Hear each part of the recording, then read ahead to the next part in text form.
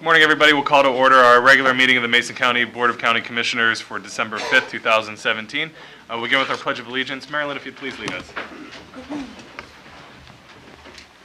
I pledge allegiance to the flag of the United States of America and to the republic for which it stands, one nation, under God, indivisible, with liberty and justice for all.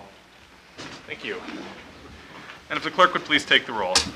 Commissioner District 1, Randy Netherland. I'm here. Commissioner District 2, Kevin Schutte. Here. Commissioner District 3, Terry Drexler. Here. Very good, thank you. Item number 4, correspondence and organizational business. Item 4.1, if the clerk would please report the correspondence. Educational Service District 113 sent in certification of excess levies for 2018. And the U.S. Department of Homeland Security, FEMA, sent in 5 letters in response to appeal and comment letters from Kel Rowan, Mason County Senior Planner, L.B. Kriegnow, property owner, and Andrea Miller, property owner. Thank you. Item number 4.2, we have a news release on the Mason County Heritage Grant Cycle, and I ask staff to come forward. Good morning, Commissioners.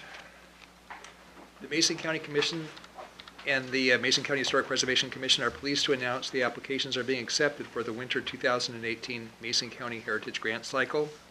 On behalf of the Board of County Commissioners, the Mason County Historic Preservation Commission administers the Mason County Heritage Grants Program to assist projects that promote the public's access to county history. The program is funded with a portion of document recording fees collected by the Mason County Auditor. The allocation of these fees are for projects that promote historical preservation or historical programs, which may include preservation of historic documents, and is authorized under RCW 36-22-170. The revenues accrue in a dedicated fund and may not be used for any purpose other than those stipulated in the statute. Grants in amounts up to $5,000 may be awarded to qualified organizations for professional development, public education, small capital projects, collections management, heritage investigations, and historic preservation. This is a reimbursement grant, and it is very important that organizations considering application for this grant read the grant guidelines and other details on the Mason County website. Grant applications are available on the Mason County website. Proposals may be mailed to the Mason County Historic Preservation Commission at 615 West Alder Street, Shelton, and postmarked no later than January 12, 2018. Applications may also be hand-delivered to 615 West Alder Street, Shelton, Washington 98584, no later than 4:30 p.m. on January 12th, 2018. Questions should be directed to Michael McSims at 360-427-9670, extension 571. Thank you. Thank you. Item number 4.3, another news release, free Christmas tree recycling, and staff to come forward. I actually have 3 press releases, so Commissioners public, bear with me a little bit here.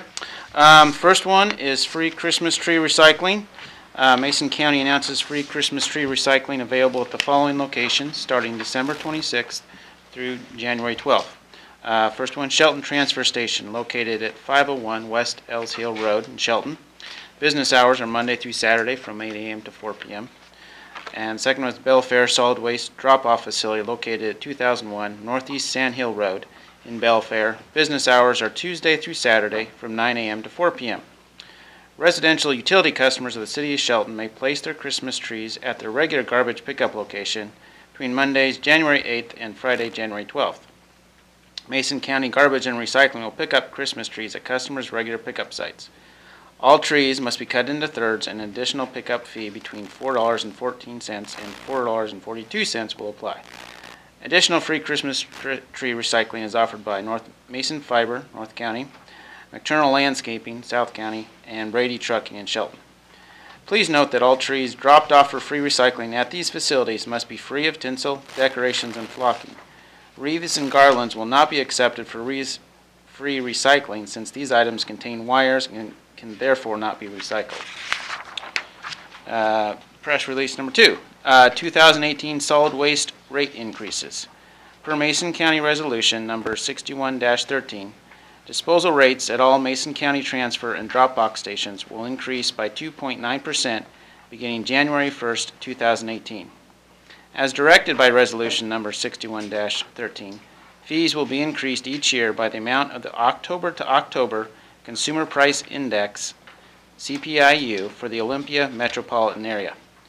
This increase is to cover the annual cost increase experienced by the county to operate and maintain the Shelton, Hoodsport, Union, and Belfair transfer and drop box station locations. And finally, Hoodsport in 2018 is adding service, and the Union station is closed Christmas Eve. Mason County will expand the operation at the Hoodsport drop box station to Sunday starting in 2018. Effective January 2nd, 2018, the Hoodsport drop box station will be open Friday through Sunday, 9 a.m. to 4 p.m. Currently, the station is only open Friday and Saturday, 9 a.m. to 4 p.m. And then last, the Union drop box station will not be open Sunday, December 24th. It is the only solid waste facility normally open on Sundays, and the county gets very little business on December 24th. So we are closing to allow staff more time with their families this holiday season. Thank you. Thank you, Bart.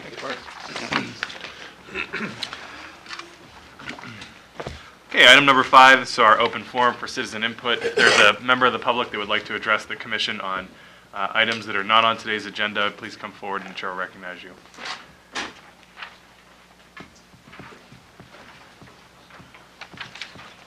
Thank you, Mr. Commissioner. And ladies and gentlemen, my name is Conley Watson. I live at 140 East Fox Lane out on Hartstein. And there was a great article written in the Journal 2 weeks ago by Dana Campa. And why I became so interested in it, when I lived in Los Angeles, I lived in the west end of the San Fernando Valley, and the LA River was dirt, and it flowed into the ocean down there. And I became very interested in the anthropology of the Indians that lived there. In fact, my son was in the Scouts, and we did 10 peaks at over 10,000 feet, and I took them all up there. And what it is, the book, the study of anthropology, The Island Remembers by Beulah Hitchcock and Helen Winkert, which is, I understand, at the library, and The Sea of Glory by Nathaniel Philbreck. And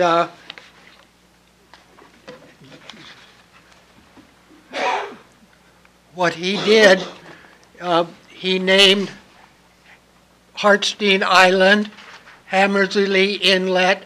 He named all the crew, those were people that were on his crew. He didn't name anything after that.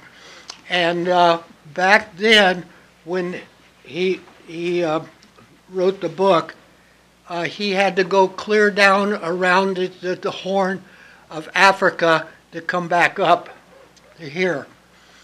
And back then, Mexico owned part of California, owned it all, and the English owned it to the Oregon border.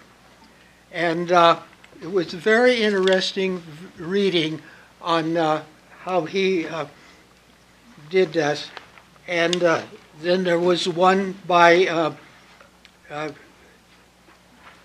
one that particularly interested me was Ishi. And he was, Theodore Kobler ran the Los Angeles, the California Museum, and he lived there with them. And so if you get a chance to read any of these books, the ones on Shelton, where the huckleberries grow, and even seagulls cry. And that's from your area up there, both by Agnes Rands. Thank you. Thank you. Thank you, Conley. Any other members of the public for comment on items not on today's agenda? Okay, seeing none, we'll move on to item number 6, which is adoption of our agenda. Mr. Chair, I move the adoption of the agenda as presented. I'll second. Been moved and seconded to adopt today's agenda as presented. Any additional discussion? Hearing none, I'll call for the vote. All in favor, say aye. Aye. All opposed? And the motion carries. Item number 7, approval of minutes. We have minutes from November 20th, 2017's briefing. Mr. Chairman, I move for the approval of the November 20th, 2017 briefing minutes as presented. I'll second. It's been moved and seconded to approve the November 20th, 2017 briefing minutes as presented. Any additional discussion? Hearing none, I'll call for the vote. All in favor, say aye. Aye. All opposed? And the motion carries. Item number 8, it's approval of our action agenda. Commissioners will read through the items on today's action agenda, at which time a member of the public or a commissioner can ask for an item to be removed for a separate discussion and vote. Commissioner Netherland, if you'd please take items 8.1 and 2, Commissioner Drexler 8.3 and 4, and then I will take 8.5 and 6. Absolutely, Mr. Chairman. Item number 8.1, approval of warrants, claims, clearing fund, warrants number 8052554 through 8053011 for the amount of $2,580,088.63. That's a total of $2,580,083.63. Item number 8.2 reads, approval to relocate $45,000 from operating expenses to salaries, benefits in the Information Technology Fund number 500. Item 8.3, approval to add Gerald's Cove Cemetery on Harstein Island to the Mason County Historic Registry. 8.4, approval of the resolution adopting the amended Tideland lease agreement with Seattle Shellfish to include shellfish rather than geoduck clams only. Item 8.5, approval of the following lodging tax contracts. 2018 Visitor Information Center Services for $57,400 to Shelton Chamber of Commerce and $33,500 to North Mason Chamber of Commerce. For 2018-2019 Tourism Promotion and Marketing Services, $206,000 to Northwest Event Organizers Incorporated. And item number 6, approval of the ordinance adopting the 2017 Mason County Docket of Comprehensive Plan Amendments. Okay, having read through the items on today's action agenda, are there any items that a commissioner or a member of the public would like to have removed? Okay, seeing none, I would entertain a motion. Mr. Chair, I move the approval of today's action agenda, item 8.1 through 8.6. I'll second. It's been moved and seconded to approve items 8.1 through 8.6 on today's action agenda. Any additional discussion? If you don't mind. Please.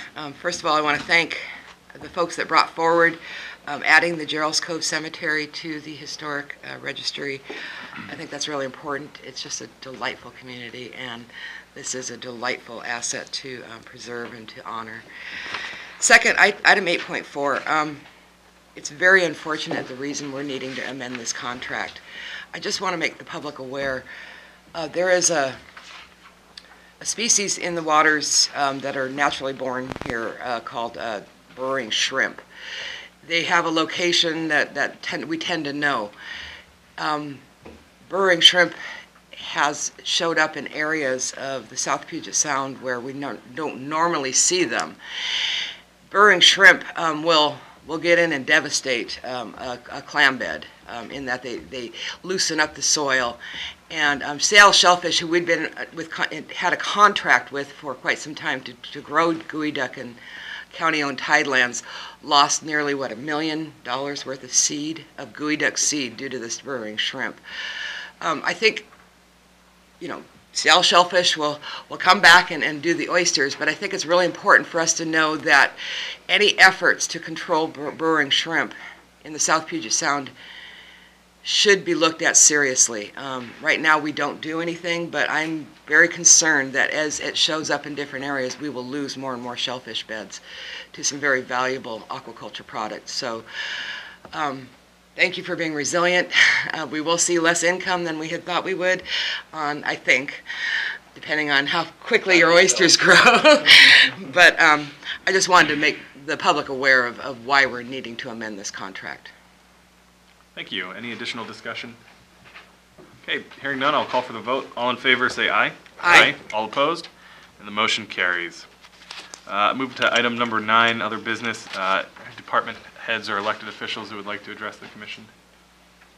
Okay. We will skip past item 10, our public hearings that have to begin at 9:30, and we'll move on to our board reports and calendar. Commissioner Drexler, if you'd get us started, then I will go, and then we will finish with Commissioner Netherland. Last week, following our evening commission meeting on Wednesday the 29th, we attended budget workshops all together as a commission. And then on Thursday the 30th, I had meeting with legal counsel and our public works staff on an issue outstanding. And then I met with Detective Drackleby from the Sheriff's Office on what we hope to bring forward, perhaps not till the first of the year, but a new registration policy for fire alarms. One of the top 3 calls that our Sheriff's Office responds to is false alarms.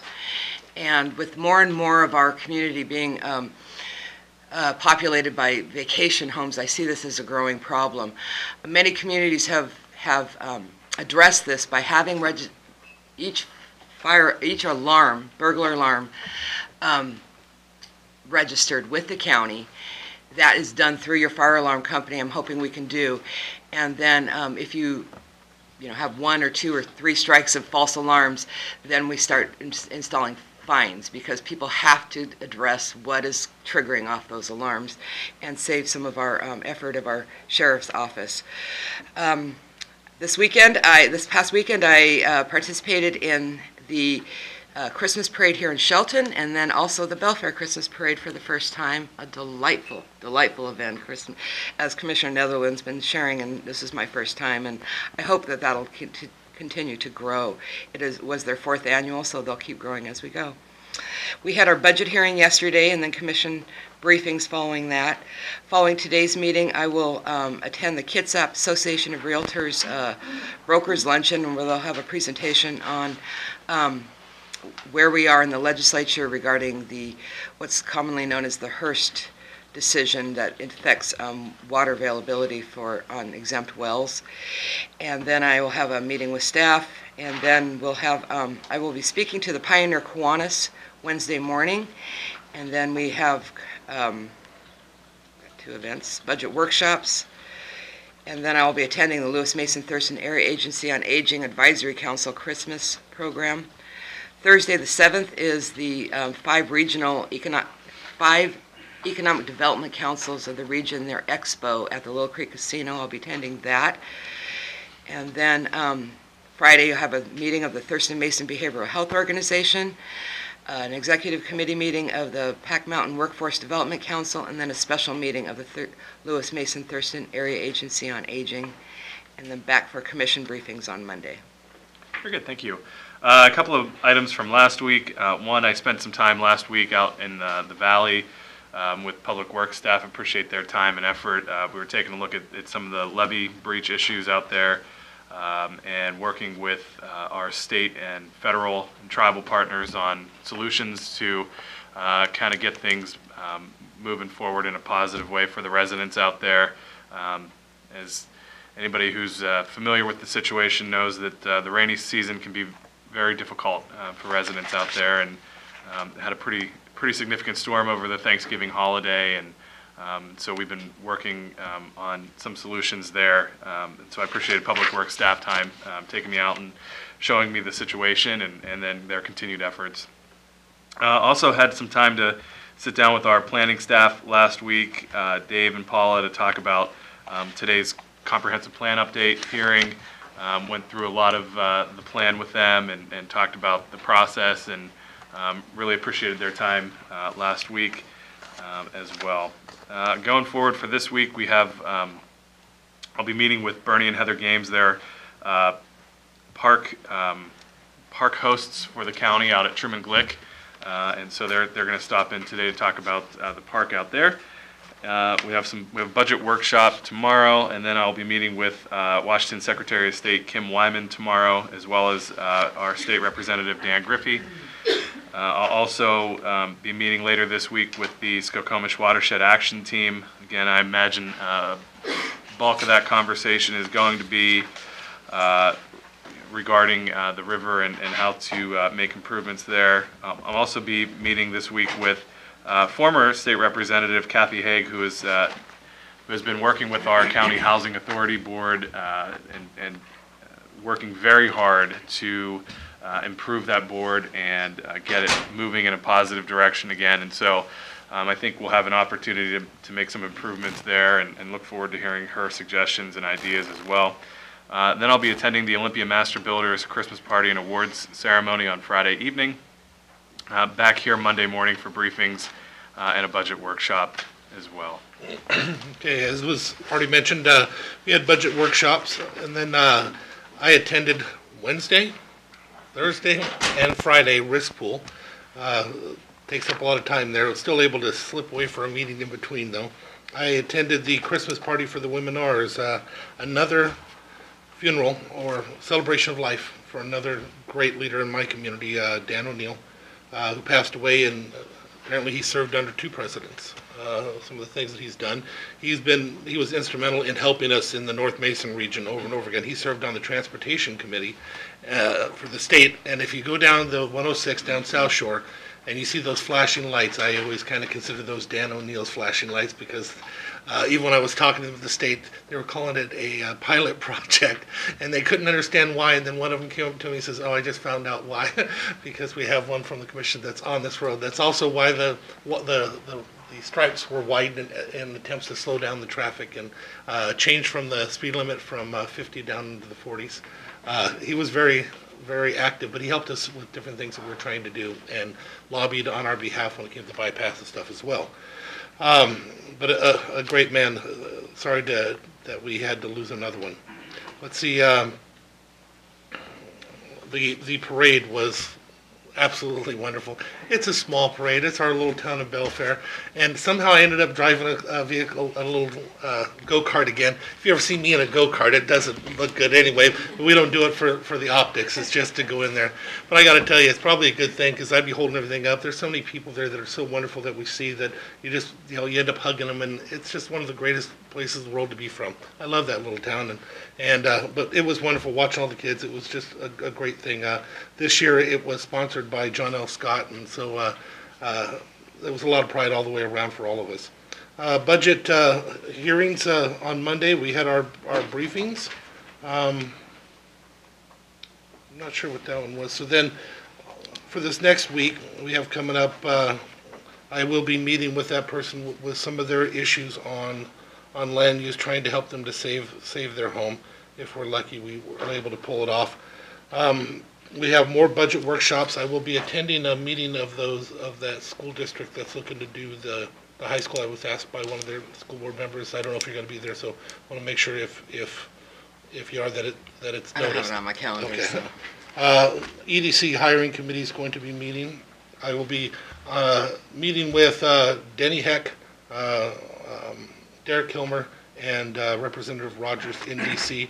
While I'm there, I'll be making a conference call, because as you had mentioned, we have a lot of things happening up in North Mason. I'll be making a phone call with a developer that is working to bring some more stuff, a lot more stuff, into Belfair again. And I got to tell you, things are happening. It's just wonderful for our community. And people have to understand, Belfair, Commissioner Drexler used to say it over and over again, Belfair is the breadbasket of Mason County. When you look at Shelton, they do wonderful, but their money stays there. That's their job, their city. But if you want to pay for our sheriff's department and stuff like that, it's these other little areas and their growth that's important to have the tax base.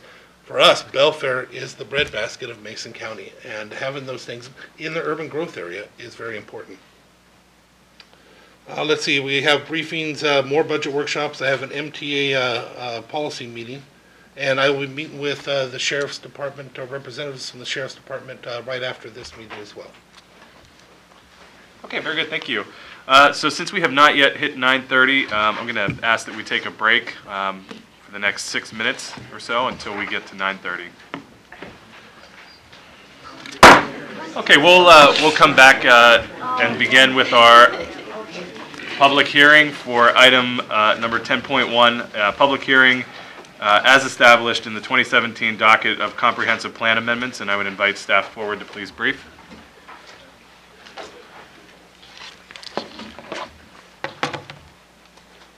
Good morning, Commissioners. My name is Paula Reeves, Planning Manager. It's my honor to present the 2016-2036 Comprehensive Plan Update and Amendments that will bring Mason County into compliance with state law and restore eligibility for state infrastructure grants and loans. This plan represents the vision Mason County residents have for their county over the next 20 years.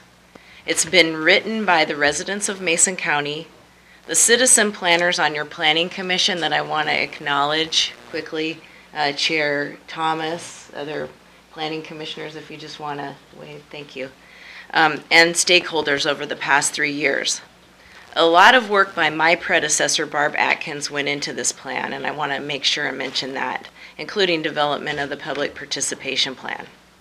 In 2016, you adopted the Parks and Trails element and the transportation element of the comprehensive plan.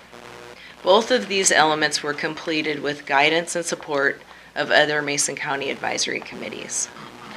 Over the past 3 years, your planning commissioners have held over 40 public meetings and hearings and conducted a countywide public opinion survey in order to update this plan. The Planning Commission has also worked very hard to create an open forum where people can come to share and discuss any and all ideas. Planning staff have taken public comments through our website, email, over the phone, in person. We've posted public notices and sent mailings to property owners. We've held workshops called coffee talks to discuss with community groups various elements of the plan. The public engagement process for this plan has exceeded requirements both in our code and in state law. Mason County adopted its first comprehensive plan under the State Growth Management Act in 1996. The last time this plan was updated was 12 years ago in 2005. A lot's changed over the last 12 years.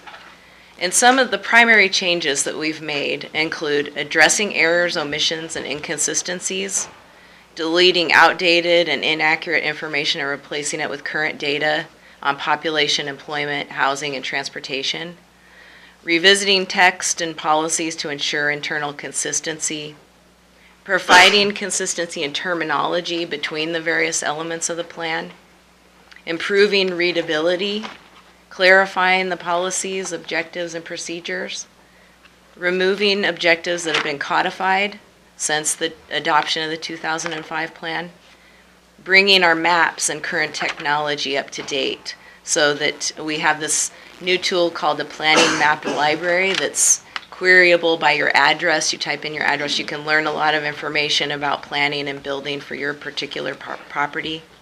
And last but not least, we've added a citizen's guide that's 10 pages and gives a good overview of the plan, and we've added a rural element. The plan update supports and was coordinated with the plans of our special districts in Mason County, including PUDs, fire districts, school district, ports, and others. We worked diligently to incorporate public comments, including comments we received during the process from our Squaxin Island Tribal Nation. The plan update and the State Environmental Policy Act review were both transmitted to state agencies for comment on September 12, 2017. We received and addressed 3 comments each from Washington State Department of Commerce and Department of Transportation. Washington State Department of Commerce praised our Parks and Trails element, and they've advised adoption of the comprehensive plan update. They've also advised that we develop and implement a comprehensive water plan in 2018 with guidance from Department of Health, and this is on our work plan.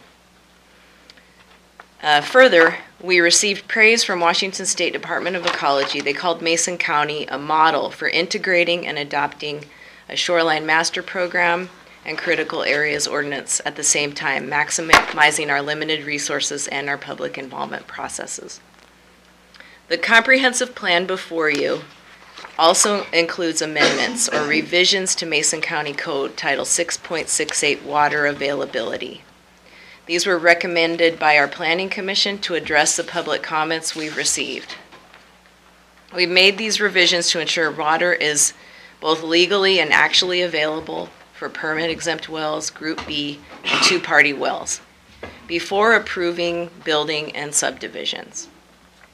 Our processes are outlined in new guidelines implemented by the Community Services Division, and this is an interim procedure until we're able to complete a comprehensive water plan. Again, it's my honor to present the hard work of so many over the past 3 years, and I welcome your questions before moving into the public hearing. Okay, thank you. Any questions for staff? Yeah, I read some of the comments from the tribes and so on. They revolved around water issues, but I was unable to see what the citizens might have said, what their concerns were. Can you give us kind of a general assessment of what the regular bread and butter citizens had suggested? Right, I think there's a lot of concern that there may be impacts to housing prices and a general desire for predictability in the process. And so that in our interim solution, we're attempting to provide that predictability and do what we can in terms of innovative solutions to keep. It can be amended anytime during the year, though. Is that right? Right. And again, the Department of Commerce has recommended adoption of our plan, which is the plan and the policies, and the development of a comprehensive water plan in 2018. Okay, any additional questions for staff? Okay.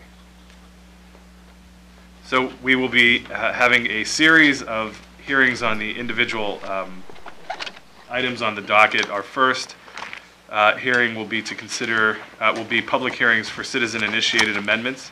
And the first item on there is a consideration of the Neal rezone request. And staff, are you going to brief the individual requests? Sure, I can do that quickly.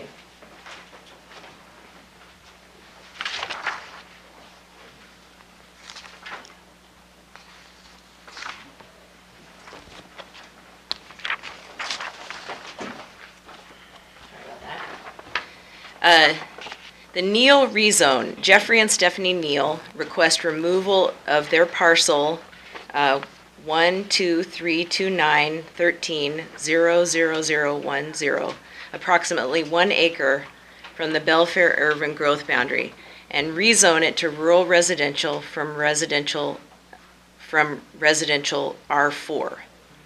They own the parcel immediately adjacent to this parcel that is inside the Belfair urban growth area and would like to build on it. Concerns over feasibility of sewer connection in the vicinity of Irene Creek are cited as reasons for the urban growth boundary adjustment and rezone request. Okay. Any questions for staff?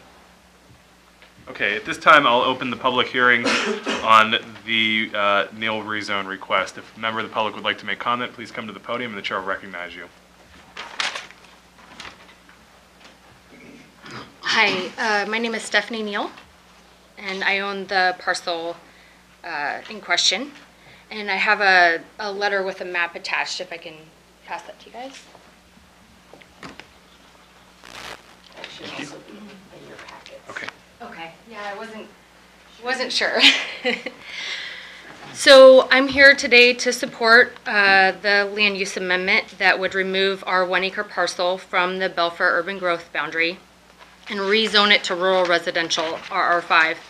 The reason we are requesting the rezone is that the property will not support R4 development as it's zoned currently.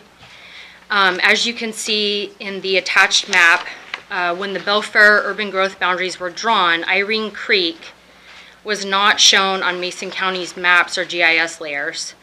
The attached map is from the Mason County GIS staff, and it shows Irene Creek cutting through the parcel. This is a fish-bearing stream and an important tributary to the Union River. The entire parcel is also within the critical aquifer recharge area. We believe an error was made when the parcel was originally designated as urban growth R4 because the county didn't have all the information they needed. They didn't have Irene Creek on the map. And RR5 zoning would more closely match the characteristics of our parcel and would not interfere with the goal to encourage development in urban areas to the south of us. We're bordered on 3 sides by RR5, which is also clear on that map. And on the 4th side to the east, across Old Belfair Highway, the parcels are zoned as R4, but there's a large wetland there that would prevent development on that side. In fact, one of the parcels on that side is owned by the Great Peninsula Conservancy, and it will remain as undeveloped natural habitat in perpetuity. It was bought as mitigation for one of the other Belfair development projects. And so we also included in that packet, a letter from the Great Peninsula Conservancy in support of this rezone. Very good. Thank you. Any additional public comment on the Neal rezone request? Okay, seeing none, I'll close the public comment period and move to commissioner discussion and a possible motion. Mr. Chair, I'd like to have some discussion on this. I am not in favor of this rezone. I concur with the staff's assessment that to divide the urban growth boundary along an urban arterial does not meet the intent of growth management or of urban development. I think I did not agree with removing the Davis Farm when that was done, but I was not on the commission. To further bifurcate our urban growth area along a very major urban arterial, I think does not meet the intent of urban planning. I think it makes it more difficult to see an urban area grow the way we intend urban areas to grow. I do not concur with the assessment that this is a mapping error or this was an error. And so I would be not in favor of this rezone. Okay, any additional discussion? Yeah, I will be speaking in favor of the rezone for several different reasons. One, the hard work that was put forward by our planning commission, but two, just knowing the area and knowing that the creek that we have to try and put the sewer over doesn't seem very realistic with that particular parcel. We had rezoned another one just by it for the same reason that we're looking at this one here, and nothing has changed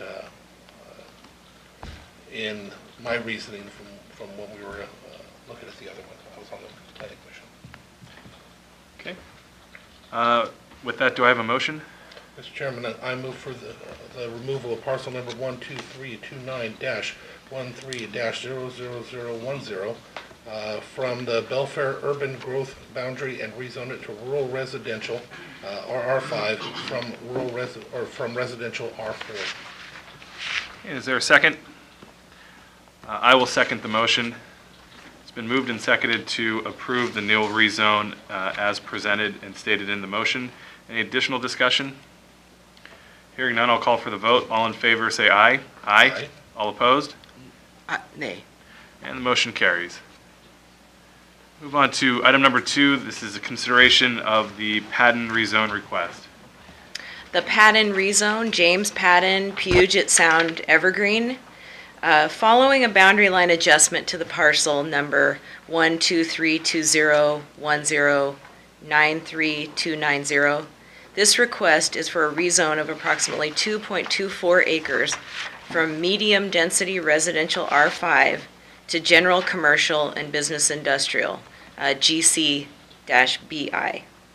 The business, Puget Sound Evergreen, owned and operated by James Padden, has been a legal nonconforming use since Belfair zoning was established in 1998, and in business for over 20 years. This rezone complies with Mason County Code 8.52, that's our resource ordinance, stating that all legal nonconforming uses shall be encouraged to convert to conforming uses whenever possible. It received a due pass recommendation from the Planning Commission. Okay, very good. Any questions for staff? Okay, hearing none, I'll open the public comment period. If a member of the public would like to come forward, please do so, and the chair will recognize you.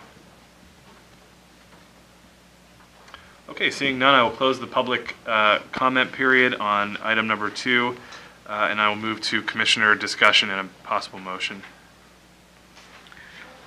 For exactly the same reason I'm in favor of this rezone, in that it does support a current use. I think that as we continue to have non-conforming uses of commercial entities, especially this close to the urban growth area, it makes it more difficult to get financing, to be certain about the success and future of your business. And I believe that this would very much meet our intent of urban planning in Belfair. Thank you. Any additional discussion? I also be speaking in favor of it for the same reason just presented. Okay, on this parcel. very good. And with that, I would entertain a motion. Mr. Chair, I move that we approve the rezone of parcel number 12320-10-93290 to rezone this 2.24 acres from medium density residential R5 to general commercial and business industrial GC-BI. Is there a I'll second? second. Okay. It's been moved and seconded to approve the Patton rezone request as presented and as stated in the motion. Any additional discussion? Hearing none, I'll call for the vote. All in favor, say aye. Aye. All opposed? And the motion carries. And item number 3, we are considering revisions to the Belfair Urban Growth Area Development Regulations. The proposed Belfair Development Regulations submitted at citizen request revise Belfair Urban Growth Area Development Regulations only, Mason County Code 17.20 through 17.35, consistent with best management practices for stormwater, current national transportation standards, and other best practices, all consistent with goals, policies, and objectives of Mason County Comprehensive Plan and provisions of the Washington State Growth Management Act. This received a due pass recommendation from the Planning Commission. Thank you. And then I believe we have amendments. Yes, Commissioners, I am presenting proposed amendments to the Belfair UGA regulations that were submitted to us and reviewed by the Planning Commission. I tried to make as many as available as I could at the sign-in podium. I apologize if you don't have one in the audience. I have an extra copy.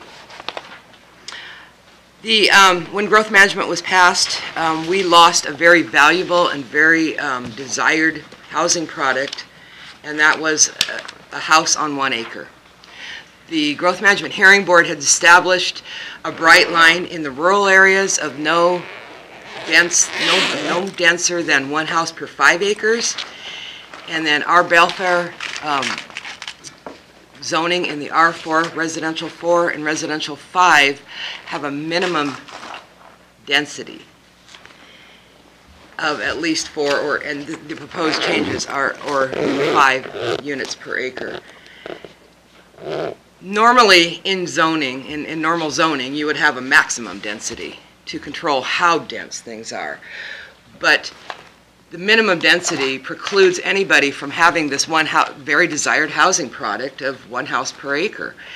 If we can't do it in the rural areas, then I think we ought to make it available somewhere in Mason County to respond to the market demand. And so I'm requesting changes in the language that would remove a minimum density in the R4 and R5 zoning districts of Belfair. I believe that this does meet one of our planning policies, countywide planning policies, policy 4.1, which is in the housing section, that among other things says that we would promote a variety of residential densities. And so I believe it meets our countywide planning policies. I think it meets a market demand need. And just as an anecdote, I know that there are lands in the R5 zone that have such topographical issues that you can't get more than 1 house on an acre. So you're now asking folks to just abandon the ability to develop a piece of property just based on topography within an area that's supposed to have high density or some sort of building in it. So I'm proposing these amendments, but I have additional changes I'd like you to consider just for more clarification. Under 17.03.030, item B, the first sentence, if you could add the word per in front of the word gross, so that the sentence would read, all residential subdivisions created after the adoption of this chapter shall have a maximum residential density of 4 units per gross acre. And then the second sentence under B, I'm asking that we also revise it to say, the R10 zone shall have a minimum density of 10 units per net developable acres and a maximum of 10 units per gross acre. I don't know if that is the intent. I apologize. I'm going to strike that last recommendation. The second recommendation of a maximum of 10 units per gross acre. I don't think we should put a maximum in an area that's considered to be our multifamily zoning in an urban growth area. I apologize. I just thought about that now. So I only want to add that per, just for clarification. Okay. And no other changes to your, No. okay. Okay, very good. Okay. Any additional, Commissioner, did you have a? I have a comment when the time comes. Okay, I thought you had a question. Okay, with that, I would open up for public comment. Again, if you'd like to make comment on this, please come forward and Chair will recognize you.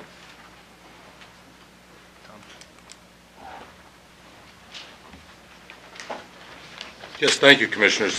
Tom Davis, I would be in support of this amendment. It speaks directly to what I'm going to speak to when we come a little bit further down in the schedule, but so I'll just give you a little preemption of why I find this to be an attractive amendment. And one is that I think it's in our best interest to also entertain attracting people who can afford homes in the $200,000, $300,000, and $400,000 range. I think there's a need, and I also think that there's a desire, a market for it. If you follow, as I'm sure you do, Commissioner Netherland, if you follow the real estate market here, you'll see that the inventory for $100,000 and $200,000 homes is exhausted. It's difficult to find buyers in the $200,000 and $300,000 range, and as you get up higher, it has even been confessed that that would require probably a buyer from outside the area. So I'd like to speak later about the rural residential code, but by all means, you should not ignore that market because I believe that's a viable future market. So I'm going to support that. Very good, thank you. Any additional comment on the proposed revisions to the Belfair Urban Growth Area development? Rob Drexler, 51 Sinclair Place. I am a realtor. I do that up there all the time, and this is definitely a market need. We have 3, I believe, homes built in the UGA, the Belfair UGA, since the GMA came into effect in that price range. We have nothing to sell. We have a lot of people that would like to have homes. And some of the homes we want, if you have, Tom mentioned that attracting other people over, well, the fact of the matter is if we have people coming over from Seattle and that sort of thing, rural to them is not 4,000-foot lots like they have in Seattle. Rural to them over here, even in the urban areas, are bigger, nicer lots. So I think this is a very, very needed change to the plan here. Lost my word, but anyway, so I would highly recommend accepting this into the rest of the plan. Thank you.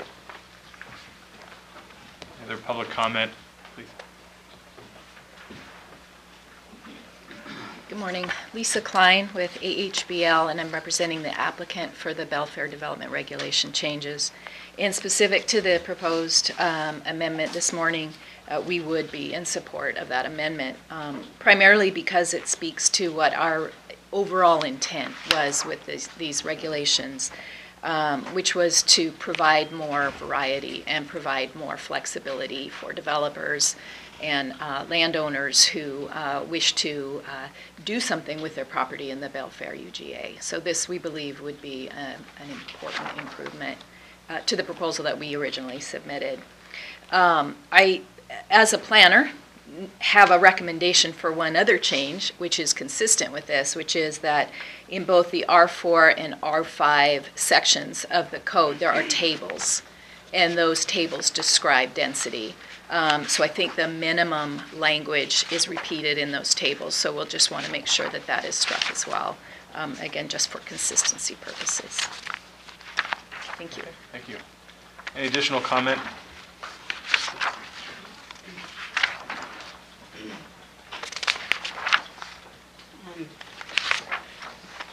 Constance Dibson, 6500 East State Route 106 in Union. This is a question. First, is that yesterday in the afternoon I received this revised agenda. So when we're considering this now, is this for all the regulations that were changed for the whole Belfair area, or just the one that's been passed out this morning? There's been more changes suggested. Are we going to do that under number 5?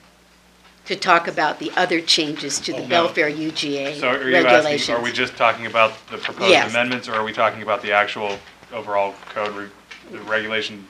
For the rest of them for the Belfair UGA. Right, so this hearing is for the revisions that are proposed to the Belfair Urban Growth Area Development Regulations. And this will not be considered elsewhere in the agenda. Correct. Okay. So I had prepared testimony before I got the revised agenda. So just let me say that my concern is that it's been approximately a year since a decade since the county adopted unfunded stormwater plans for both its UGAs. And in these regulations, the proposed development regulations diminish the low-impact development mitigation measures to control and treat stormwater. And so the inaction and the failure to implement stormwater management plans means that the government and taxpayers will be paying for retrofits or the costs of neglected and degraded waters. Further, I noticed that the proposed Belfair UGA development regulations allow mobile home and RV parks. There was discussion about mostly on septic systems inside the UGA. At the Planning Commission meeting, a developer proposing this change explained that when another use and or financing for these properties are identified, then the residents would be displaced. I doubt this will contribute to orderly development within the UGA.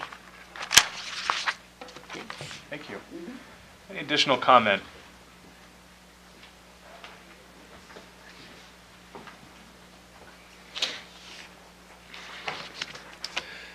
Good morning. My name is Joel Baxter. I'm here today on behalf of the Olympia Master Builders. We wanted to speak in support of these amendments today to the Development Code Guidelines for the Belfair UGA. We'd like to express our support for these amendments because they create flexibility to help spark growth that's much needed here in Mason County. These amendments bring the county in line with similar jurisdictions in the region, which will not only make life easier for current residents who are interested in building here, but will attract new residents to the county as well. This will in turn help to grow the county's tax base, improving its financial standing, making it easier to provide needed government services. We thank the commission and staff and private entities that worked on this, and encourage them to continue to look for additional areas to create more flexibility like this that'll help improve and not hamper the county's economic outlook and ability to sustain growth in Mason County. Thank you. Thank you. Any additional comment? Okay, seeing none, I will close. Please. Sorry, I was thinking that my previous comment needed to be specific to the amendment of this morning. And so I did have just a couple other comments that I wanted to make, again, in support of the proposed development regulations. As we've talked about previously, the existing Belfair development regulations really feel out of place for Belfair. When you consider that Mason County is a very rural county, and the desire is to bring the densities to Belfair, it still doesn't change that Belfair has a fairly rural character to it. And the existing development regulations as they are quite strict and detailed when it comes to residential development there. So our proposal was seeking to really right-size the regulations appropriate for Belfair, and I I think that with approval of these, that you will see some encouragement of development in a way that hasn't been happening. There is one question that I have, and maybe Paula can help with this, which was that we had also proposed some changes to some definitions that I'm not sure I'm seeing in the package today. One was related to a definition for lot coverage to be added to MCC 1706-010 or Belfair UGA Reg 1720-020. And then we had also proposed a new definition for yard setbacks to be proposed to MCC 1706-010. There was a memo that we had provided dated October 19th. Could you repeat the code again? 17? Yep. And in fact, I can summarize those if you'd like me to summarize what those are. Okay. So the yard setback was to be added to MCC 1706-010. Thank you. And it is a definition that is specific to all yard setbacks, and it includes the same definition language for the other yard setback definitions, because there's several. But it adds language similar to what's currently in the Allen UGA. Would you like me to read it, or are y'all familiar with that? We actually briefed on it. I'm curious. We did brief on it. That's why I was. So I'm curious what her answer is. I'd just remind the commissioners that this was in a memo that you received, and we have it, and it complements the code amendments that we've discussed today, and we do have those changes in place. So those are in the packet? They're considered part of this. And okay. It's been on the... Okay. Right. That's all I needed to know. That's all I had. Thank you. Thank you. Okay, any additional public comment on this item? Okay, hearing none, I'll close the public comment period on item number 3 and move to commissioner discussion and a possible motion. Given what we just heard, I think we have additional amendments to what we've been presented. One would be to 17.22.050. This is the table describing the bulk and dimensional standards for the R4 zone. Under density, to strike the language and a minimum density of 3 units per developable acre.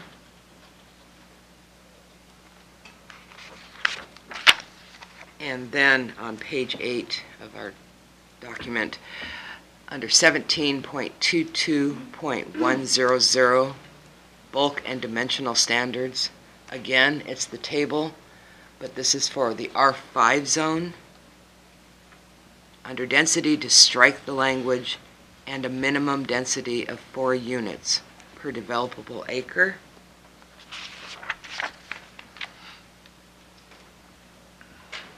Under 17.22.150, bulk and dimensional standards for the R10 multifamily residential district, to strike the language under density in the table and a minimum density of 10 units per net developable acre.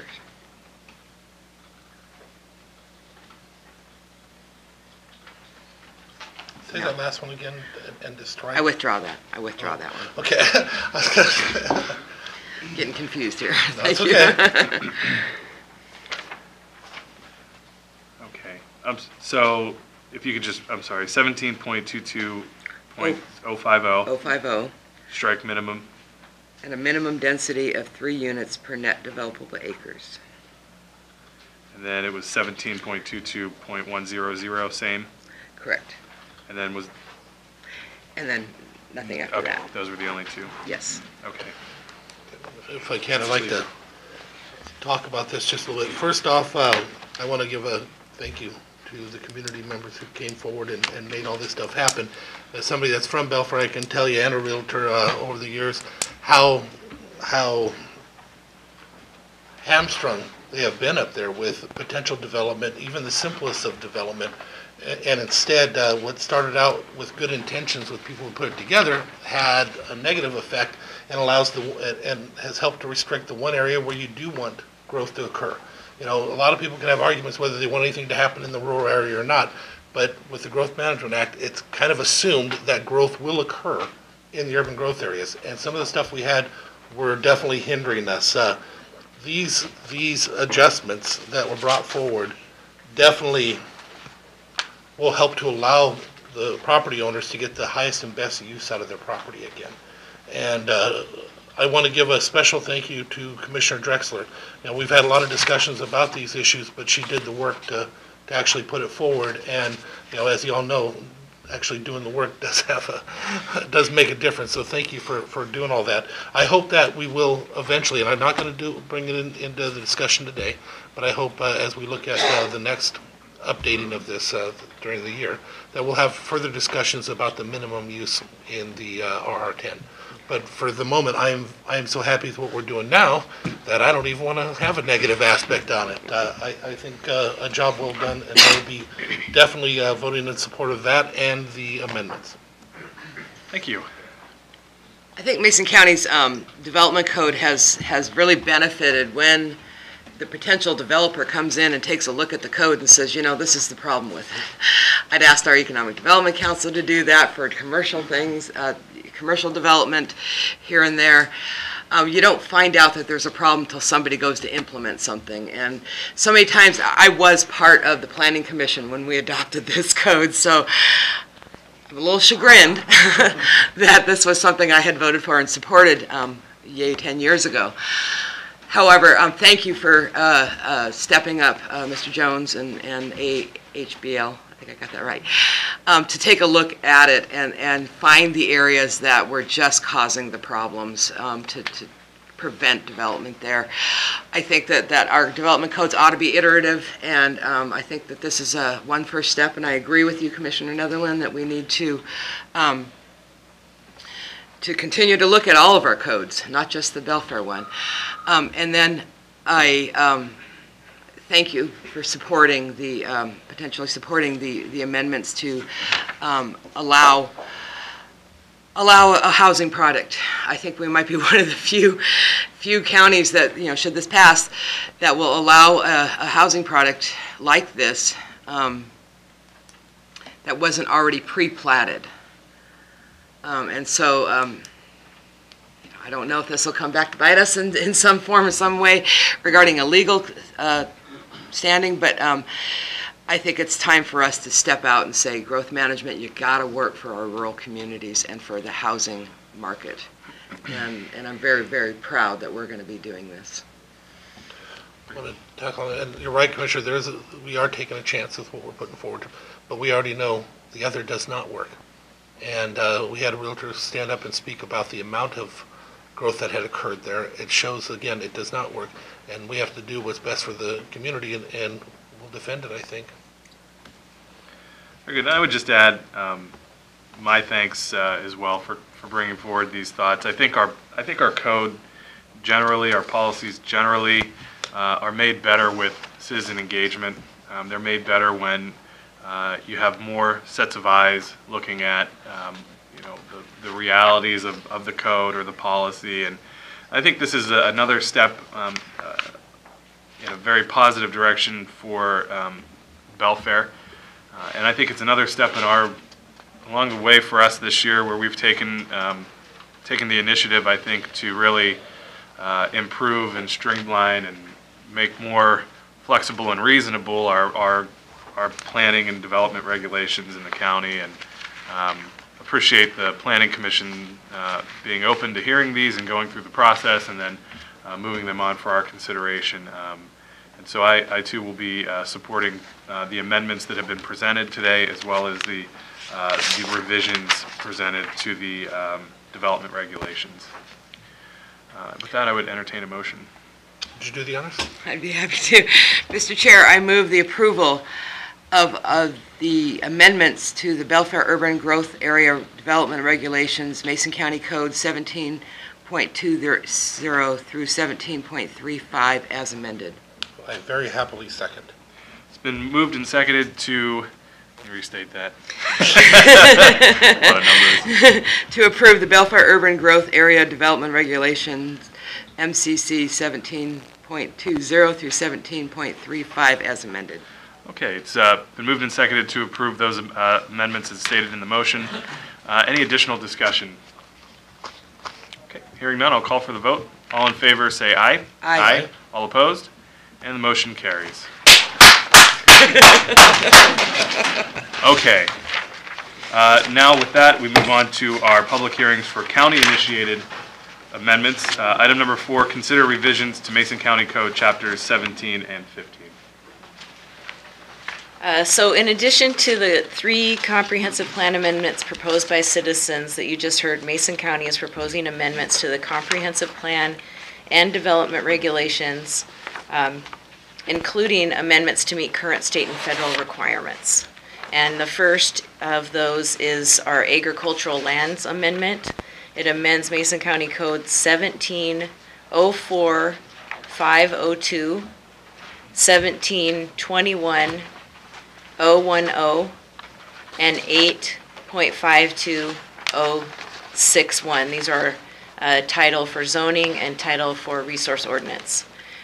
This amendment is required by state law, and it limits non-agricultural uses to those agricultural lands less suited for agricultural purposes.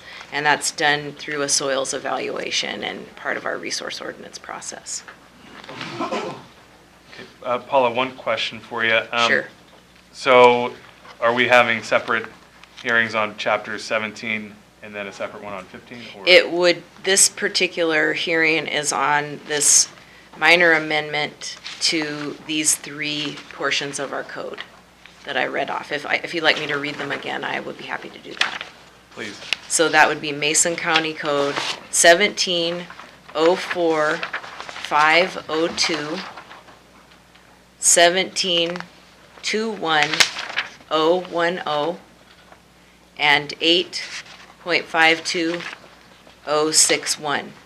And again, this would limit non-agricultural uses on those agricultural lands that are less suited for ag purposes.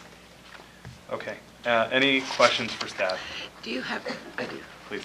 Do you happen to have a definition of non-agricultural use? I guess I'm trying to differentiate what a barn obviously is an agricultural use. That's right. So it would be like a building that wasn't being used for agricultural purposes. In some cases, those will be placed on agricultural lands. And the state law just provides guidance that we would cite that on a place that would be less suitable to grow.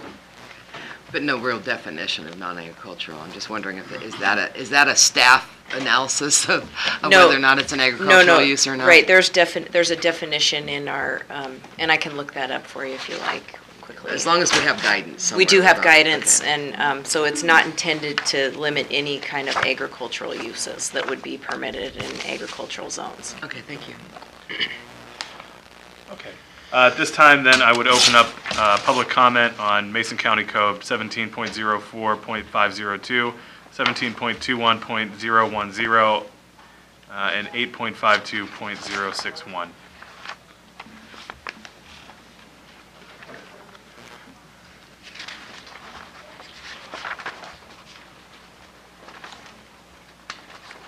Thank you, Commissioners. Tom Davis. I was kind of hoping we'd have a broader discussion on this, but this is what's on the table.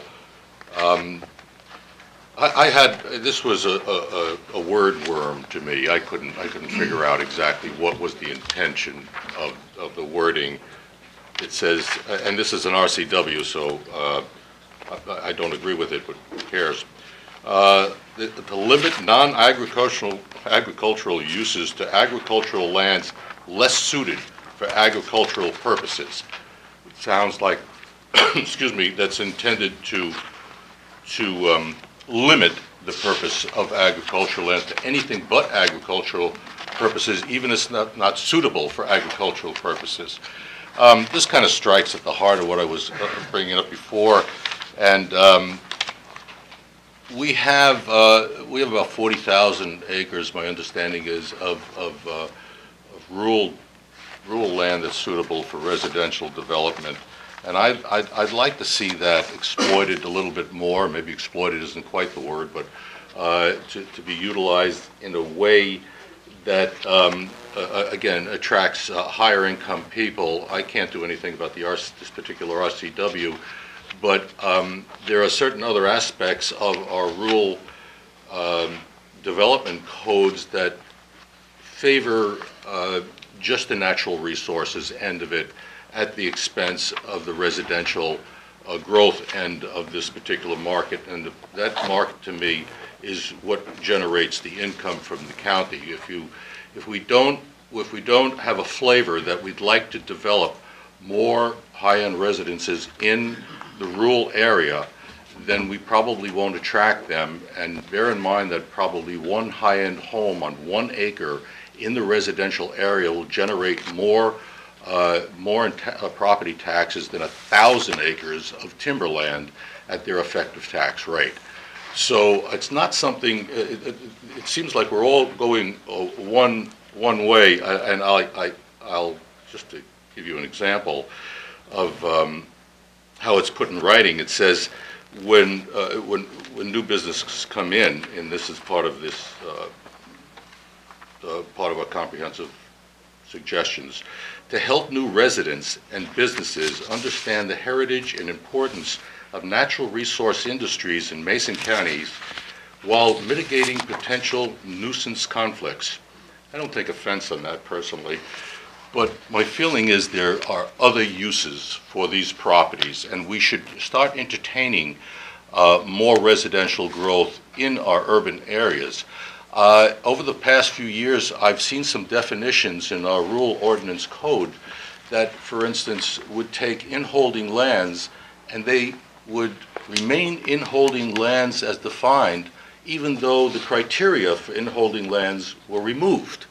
In other words, so that made very little sense to me, but it shows a bias and an intent that I don't think is in the best interest of our future.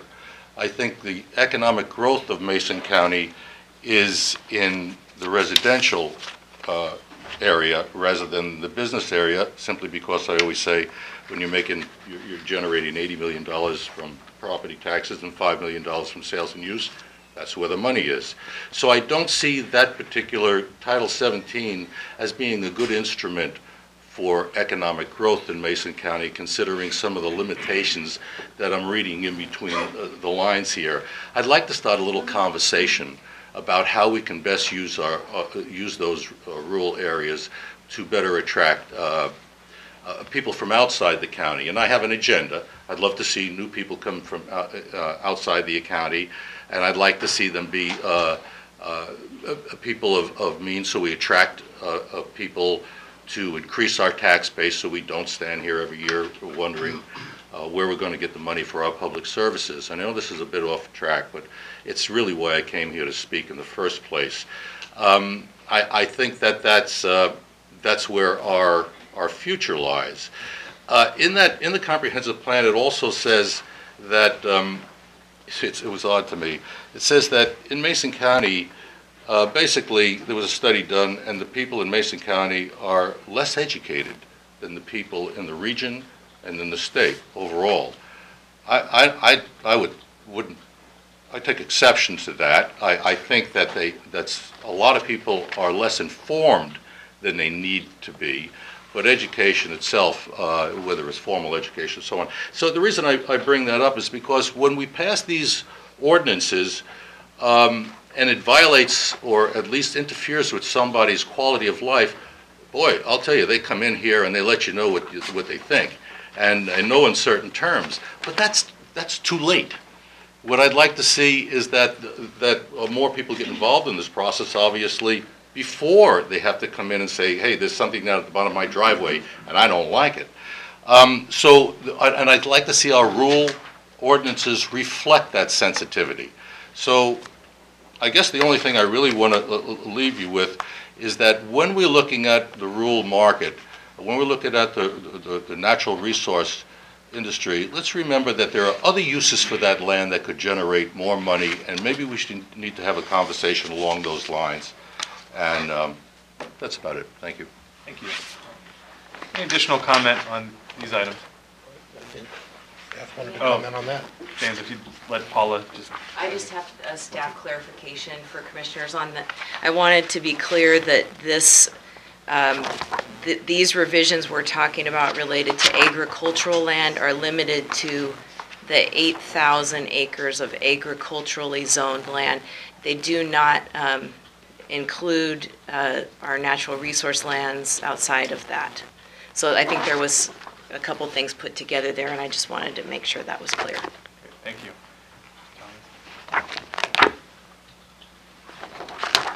Good morning, Commissioners. I had not intended to speak on this particular issue. James Thomas, Alan Washington. I also chair the Planning Advisory Commission. First, I would like to say, when we write laws and regulations, let's not try and read between the lines. Let's read what the lines say. The only thing that this does is suggest that the very limited agricultural land that we have, the best of that agricultural land, be used just for agriculture. We're only talking about 8,000 acres. And of those 8,000 acres, lands that are not particularly well suited to agriculture, well, let's go ahead and use them for something else. I am in full support of Tom's ideas about getting more residential action in Mason County. But the other side of that coin is we have a Growth Management Act for a reason, to manage growth. And this is how we do it. Thank you. Thank you.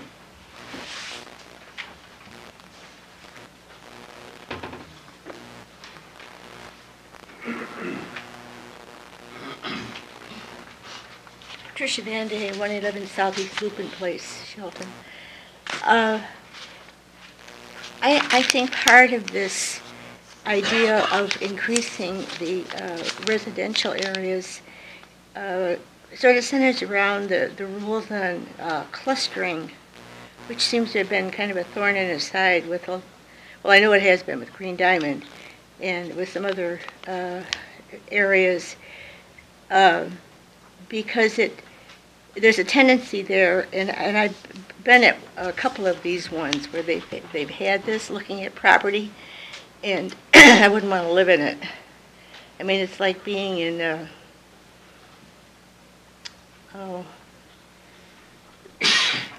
you're confined. You're very, very confined, and there's an open area for everybody, but the actual houses and what you have there in that are very limited.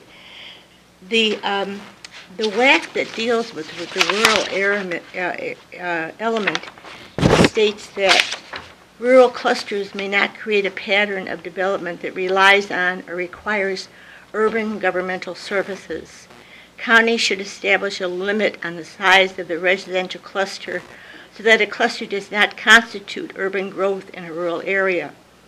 A very large project may create multiple smaller clusters that are separated from each other and use a different access point to avoid creating a pattern of development that would constitute urban growth. So perhaps trying to deal with having more clusters, but keeping them at a reasonable area. I think originally what it was it could be 32 houses, no matter what the size of the property was. And there's some property that are acres and acres and acres, so 32 houses wasn't very, very many places to have in it. But this is the WAC number 365, 196-425, and it's specifically the rural element. So I think that's something that should be taken into consideration too. Thank you. Thank you. Any additional public comment on these particular chapters? Okay, seeing none, I'll close the public hearing portion of this on 17.04.502, 17.21.010, and 8.52.061, and move to commissioner discussion and a possible motion. Please for discussion, Tom, in regards to what you were saying, this is a situation, in my understanding, where we're doing what's necessary, not all that could have been done. The same thing happened in Kitsap County last year, and it first blew up, and then the community got involved to get in because they were literally throwing a king-size blanket over something that just needed a coaster to cover. And in my opinion, at this point, what the staff and all did is they brought it back to just what we've been doing for several years now, and that is getting back to what's necessary and required instead of everything that could possibly have been done with it. But I think it's a requirement that we're fulfilling. Just wanted to share that with you. Thank you. Any other discussion? I would like to speak to this. The agricultural resource land designation almost automatically presumes that that land is now taxed under current use ag tax preference.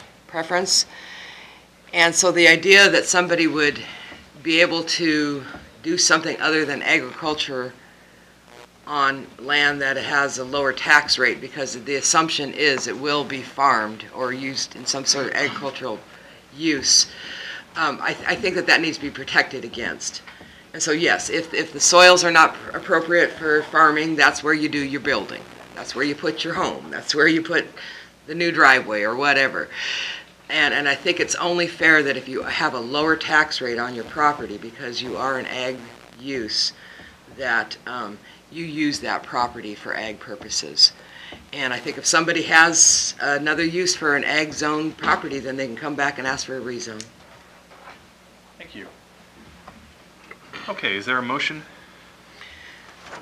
Mr. Chair, I would move that we amend Mason County Code 17.04.502, 17.21.010, and 8.52.061 that limits non-agricultural uses to agricultural lands less suited for agricultural purposes per RCW 36.70A.177 subsection 3. I'll second. It's moved and seconded to amend Mason County Code 17.04.502, 17.21.010, and 8.52.061 to limit non-agricultural uses to agricultural lands less suited for agricultural purposes per RCW 36.70A.177 subsection 3. Any additional discussion? Just another clarification. What happened in our bordering county was the idea is they tried to stretch it to anything that could possibly be used. And that is a huge difference. So being restricted to what we're actually was required and talking to is a good thing. Okay, very good. Any additional discussion? No. Okay, hearing none, I'll call for the vote. All in favor say aye. Aye. All opposed? The motion carries. Our next item is revisions to Chapter 15. So, quick reminder that the planning commissioners have deliberated extensively on each of these items, and that forum occurs every third Monday at 6 p.m. and encourage anyone interested in the discussion to please participate. So on Mason County Code 1507030, this is a public engagement amendment. It will ensure continued public involvement in the comprehensive plan, including the annual and emergency amendments. And currently, that's required by state law and not stated exactly that way in our code. This revision simply clarifies that inclusion of public engagement in emergency amendments. Okay, thank you. Any questions for staff? No, but I think just for clarification, we ought to read it out loud, if that's okay, just so that the public knows what language we're adding. Okay, I can do that. Is that okay? Yeah. With your concurrence, Mr. Chair. Yep. And I'd be happy to. Okay. We're adding a section 4 under the Notice of Public Meetings and Public Hearings. Emergency amendments to Mason County Comprehensive Plan. Public notice and an opportunity for public comment must precede the adoption of emergency amendments to the comprehensive plan. Provisions of RCW, and it cites the RCW, apply only to moratoria or interim development regulations. They do not apply to comprehensive plan amendments. If an emergency comprehensive plan amendment is necessary, a moratoria or interim zoning control should be adopted. The county should then consider the comprehensive plan amendment concurrently with the consideration of permanent amendments and only after public notice and an opportunity for public comment. Okay, thank you. Any additional questions for staff? Okay. With that, I'll open the public comment period on Mason County Code, or revisions to Mason County Code 15.07.030. Okay, seeing none, I will close the public comment period and move on to commissioner discussion and a possible motion. Mr. Chairman, I have long been a proponent of moving things back through our planning commission, and including emergency and stuff is a no-brainer with that. So with that, I will make a motion that we go ahead and approve the recommendation, the change in Mason County Code 15.07.030 as presented. I'll second. It's been moved and seconded to approve the amendments to Mason County Code 15.07.030 as presented. Any additional discussion? Hearing none, I'll call for the vote. All in favor say aye. Aye. All opposed? And the motion carries. Next item is amendments to Mason County Code 17.03.022. This is an electric vehicle charging station amendment to Mason County Code 17.03.022. Again, that's 17.03.022. This permits electric vehicle charging stations in all zones except residential, resource, or critical areas in compliance with Washington state law. And these charging stations would not be necessarily publicly funded, more likely privately funded. Thank you. Any questions for staff? No. Okay, hearing none, I'll move to the public comment period. If you'd like to make comment on this amendment, please come forward and the chair will recognize you.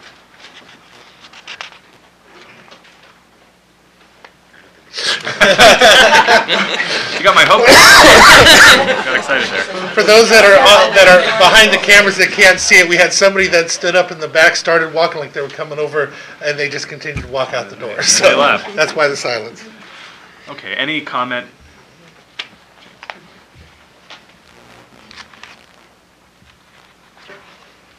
James Thomas, Allen, Washington. Just wanted to make the point, the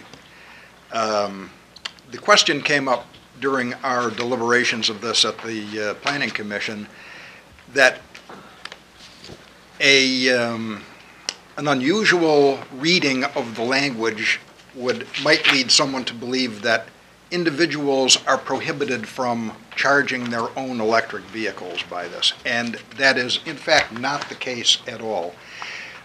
This amendment just covers public charging stations, and that's certainly something that we don't want anyone to have in their garage, having people come up and charging their vehicle. Thank you. Thank you. Any additional comment? Okay, seeing none, I'll close the public comment period on amendments to Mason County Code 17.03.022 and move to commissioner discussion and a possible motion. Chair, I would move the approval of the addition of Mason County Code 17.03.022 that permit electric vehicle charging stations in all zones except residential, resource, or critical areas. I will second. It's been moved and seconded to approve the amendments to Mason County Code 17.03.022 to permit electric vehicle charging stations in all zones except residential, resource, and critical areas as presented. Any additional discussion? I think it's just kind of indicative that our planning commission handles things that people would never think has to come up. I would just say too, when I was on the planning commission a couple of years ago, we had a lot of conversations around electric vehicles, and I think part of those were included in the transportation element that has been previously adopted, but I'm happy to see this amendment and think that's another important step forward for our community, and especially as you know how much we rely on tourism and people coming through, and we see along I-5 it's a green highway. They have a lot of charging stations along I-5, and I think this is hopefully part of a bigger movement to electrify the 101 loop as well, and so I think it's an opportunity for to attract people that might be afraid if they leave their home that they might not make it very far, and get them to stop in Mason County and charge up and take advantage of all we have to offer. So I'm happy this is part of the conversation. The tourism aspect is actually a very important part. I remember when they first put the one in Belfair, we all kind of giggled a little bit, but the truth is it's actually on lists that show people where they can go, and it took a long time before I saw the first person use it other than the owner of the building, but now you can pull in there and you'll see they're charging while they're having lunch, because it's on the loop, and it's kind of a time that's changing, so it needs to be in there. Thanks for your work on that, guys. Okay. Hearing no additional discussion, I'll call for the vote. All in favor say aye. Aye. All opposed? The motion carries. With that, we'll move to our fifth item on the public hearing agenda, consider revisions to the Mason County Code Chapter 6 and the Mason County 2016-2036 Comprehensive Plan Update. First item is amendments to Mason County Code 6.68, revisions to water adequacy regulations in response to public comment. I think we have one more, though. Really? Don't we have 6.68? Isn't that what I just said? Okay, I'm sorry. Yeah. You put the two together. I did, and then I called out 6.68. I apologize. Yeah, no problem. Paula? So in my earlier briefing, I stated that we've made these revisions to ensure water is legally and actually available for permit-exempt wells, Group B, and two-party wells before approving either buildings or subdivisions. We've also outlined these processes in internal operating guidelines.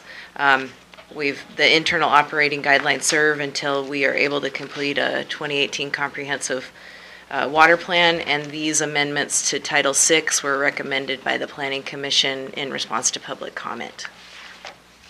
Okay, very good. Any questions for staff?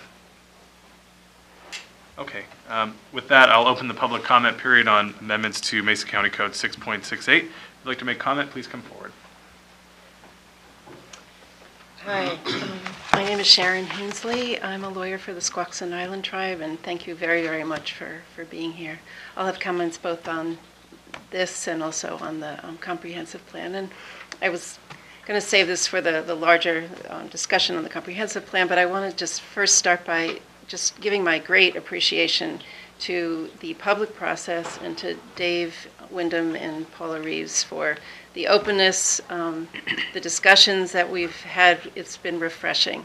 I wish I could say that we've gotten to a place that the tribe thinks is sufficient. We haven't, but it's different. It's like a breath of fresh air. So I just want to thank them and you for that. I had a chance I guess it was about a week ago, to look at the proposed changes to the water adequacy ordinance, Chapter 6.68. It does two good things that the tribe's been urging for years. Number one, it gets rid of some exceptions where folks don't have to comply with it, because the exceptions didn't take into account that somebody might want to modify a building and use more water. And so now that is covered by these regulations, and that is good. And the other thing that it does is take out a waiver that allows the county just to say, in certain kinds of circumstances, we don't have to follow this code either. But I have to say what it doesn't do, and I hate to contradict Paula, but it does not cover all exempt wells and make sure that the county's asking the hard question of whether a person applying for a building permit or a subdivision that's going to use any kind of a permit-exempt well, whether the water is really available or whether there are actually senior in-stream flows or by law or closures on a stream and that well's connected to the stream. And as you know, you get enough of these wells in a small basin and you have an impact. You do have an impact. What the code currently does is a good thing. The code currently says that somebody who applies for a building permit with an individual well is supposed to provide the county with assurance that the well's not going to impact or, interfere with existing rights. I am not aware that the county's ever followed that. It's in your code. I don't think there's been implementation of it. But Class B wells, individual wells, there are Class B to party wells. Those are not covered by your code, nor are subdivisions. There's no requirement that the county ask those questions of somebody applying for a subdivision, but the law, state law requires that. So we're pleased about some little steps in this code, but it doesn't get you to the right place. So I would urge deferring a vote and getting all of the amendments into the code that would comply with state law. Thank you very much. Thank you. Any additional comment? Rob Drexler, again, I'm a realtor, and this has impacted my industry and economic growth in this county for since the Hearst decision came out. That's the common thing for it. And we need to do something to keep things moving forward. We stifle growth by all sorts of ways, and this is just one more way to do that. We need to have some sort of mechanism that allows those that want to develop to be able to develop and build their houses and build their homes. I think the legislature is going to eventually fix this in some form or another, and I would recommend moving forward where at least someone has, at least the folks out there have some mechanism to go through right now to build their homes on the land they own. Thank you.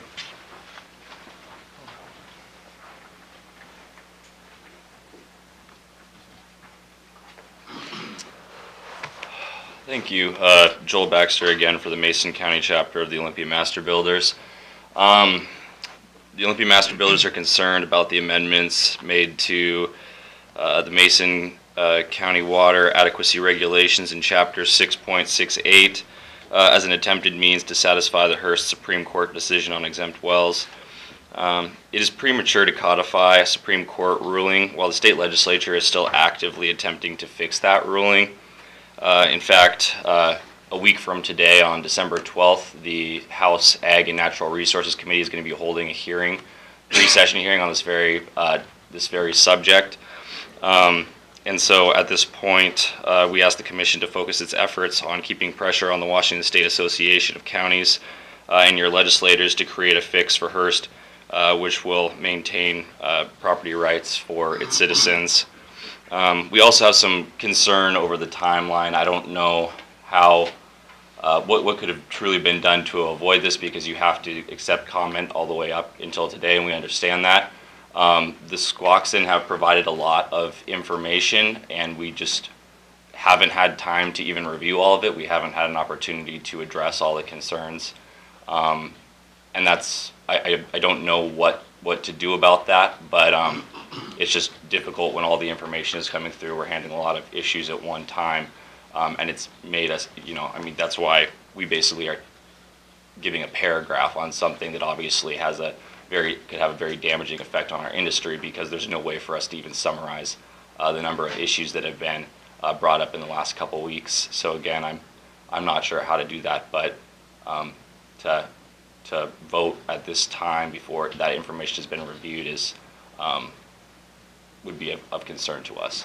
So thank you for your time, and that's all I have. Thank you. Dave Wyndham, Mason County Community Services Director. Just a couple clarifications really quick. So Sharon, on your, if you look at 6.68040, we do talk about Group B and two-party water systems. And if you look at 68050, C1, we talk about subdivisions, and it's in there in the revisions.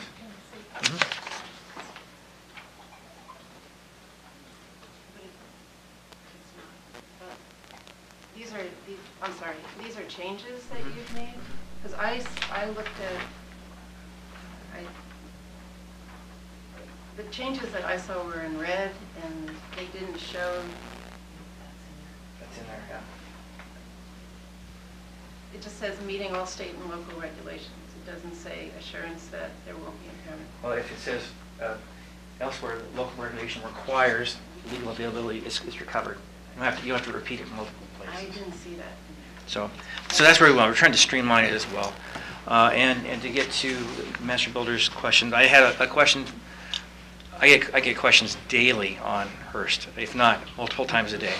And the biggest issue that we're trying to address with all this is getting past the angst of Hearst and get to some sort of certainty for the public. What can I do with my property and when? And that's what we're trying to get to.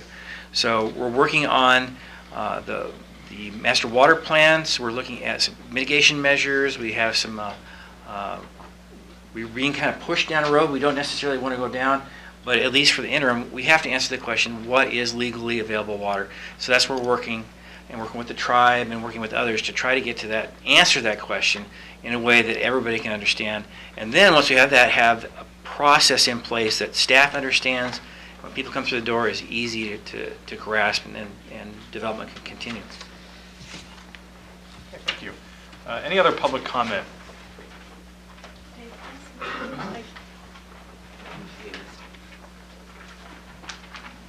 Okay. Seeing no additional public comment at this time, I'll close the public hearing and move to commissioner discussion and a possible motion. Mr. Chairman, a couple of comments, one for the tribe, to express. I understand what you're saying, but I think there may be a little bit of confusion here on two different issues. The first one is to make sure that we recognize our role in establishing that there's legally water available for the inflow. The mechanism in the code of which to do that is a different thing than this document here. We will continue to work on our actual code and our formulas to try to work it out. But I think it was a big thing that it was included in the plan as is required by law. So there's two different aspects of that. So we can continue to have further discussions on how to get there or have a plan that you will be more comfortable with. But for now, just meeting the requirement was necessary. And the same thing goes for the builders, just to let them know, we have to be able to meet these requirements in order to move the plan forward. And we would have to stop everything if we left that out, because we know it would be challenged. We know we'd actually be stopped eventually at one point, because it does say that we have to account for it somewhere. But the actual code, the actual way we end up doing it, that's a further discussion anyway. Just wanted to include that with my comments. But I'm very happy with all the work that has gone on into this in order to keep things moving. It has not been a short trip, that's for sure. And there's been a lot of weight carried over there in that department, and I very much appreciate all your hard work. And I don't know if they've even seen some of the formulas that you've come up with and the work that you've done, but it's not something you can get off the shelf. It's something that had to be created somewhere, and that's what we're working on, and I'm very proud of our staff for doing that. Thank you.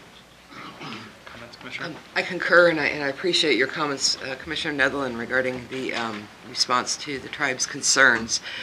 I think that we need to meet all state and local regulations, what may or may not happen with the legislature, and the need to make sure that you have legal availability is contained within the legal or the state regulations as well as our local. So I think we're covering the what changes Hearst decision has created while being open and flexible for any future changes that we're all hoping on at the legislature.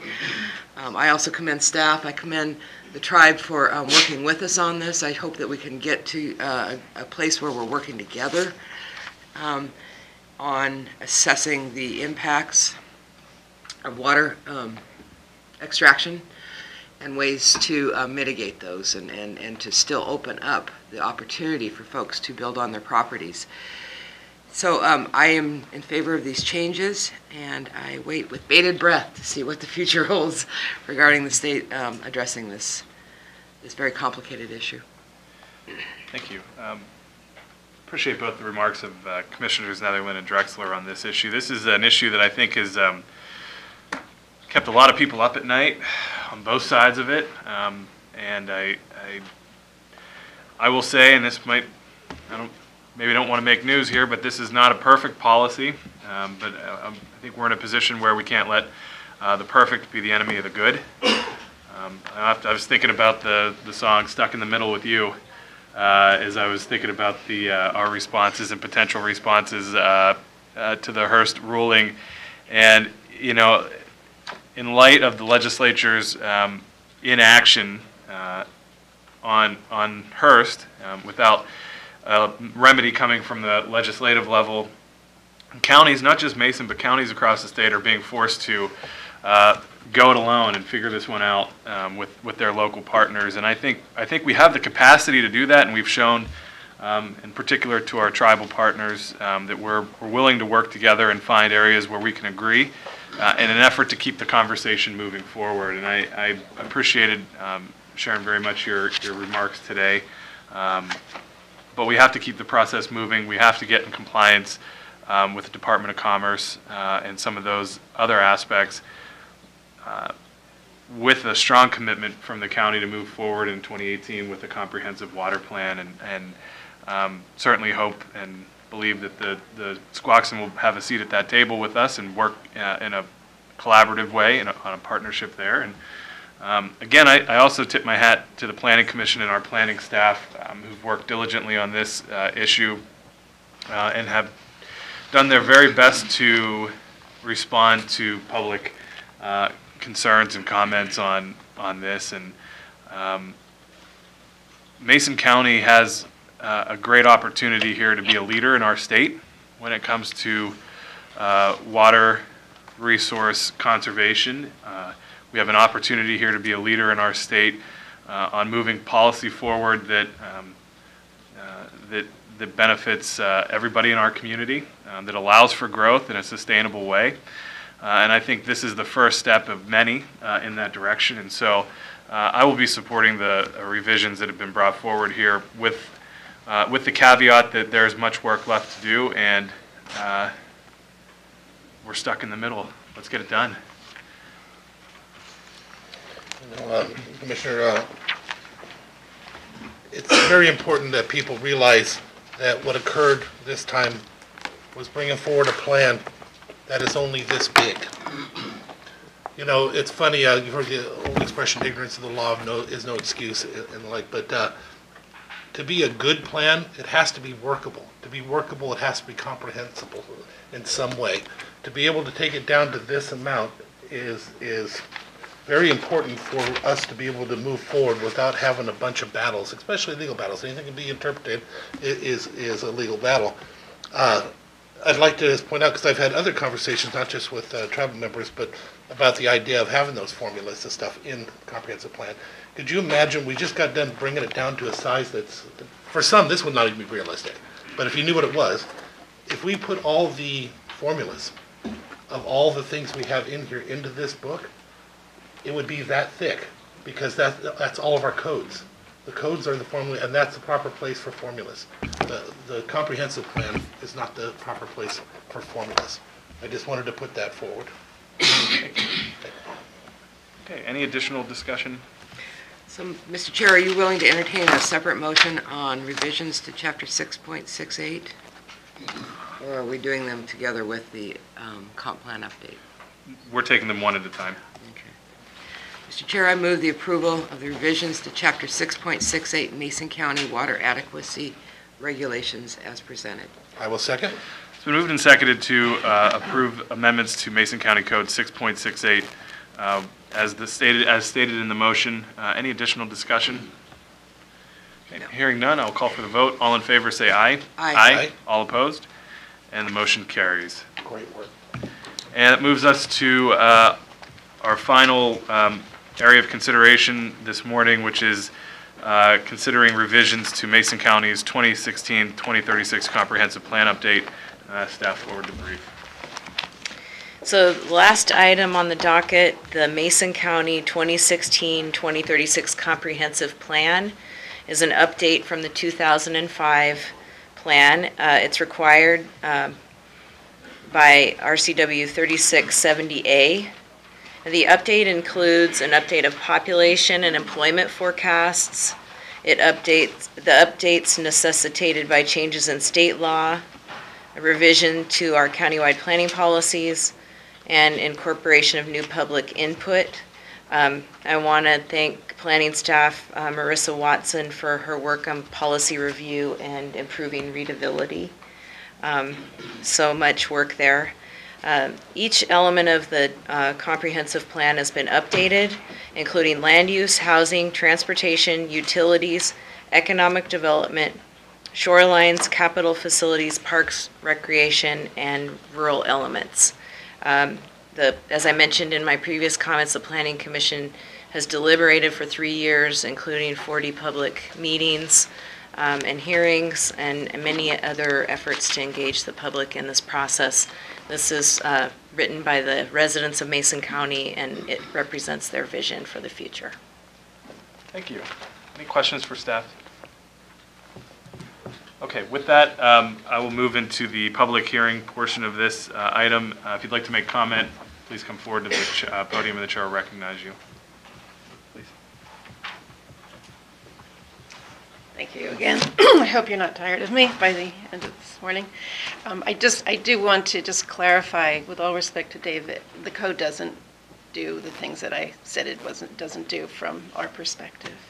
And as far as formulas and, making a code so thick and incomprehensible, the development regulations are kind of where the rubber meets the road. And so if there's going to be formulas or process for evaluating water availability, which there really isn't as far as the legal water availability, I agree that that doesn't go in the comprehensive plan, that goes in the development regulations, but unfortunately, it's not there. And one last thing about, I guess, Chapter 6.68 as it now stands, I guess the tribe would ask that the county actually implement the portion of the development regulations that require assurance from people who are applying for building permits for single wells, that they assure that it's not going to impair existing rights. I don't think that's ever happened, to my knowledge. We've asked about it. I've never seen it indicated that it's used. As far as the comprehensive plan goes, again, thank you for letting me testify. Just for the necessary background, the tribe has a treaty right to fish. The tribe is a co-manager with the state of the fisheries. You've heard it so many times, it's cliche, but salmon is the backbone of the Squaxin Island tribe. You need fresh water for salmon. You need sufficient amounts of it in streams, because the more fresh water that you have in streams, and especially during the dry summer, early fall months, the more salmon come back to those streams. You start to take water out of those streams, even small amounts, you get less wetted habitat. You get less fish returning to those streams. And the tribe it's here. The tribe has been here forever. The tribe is going to be here forever. It doesn't want to see this sort of death by 1,000 cuts from these permit exempt wells that aren't being regulated. So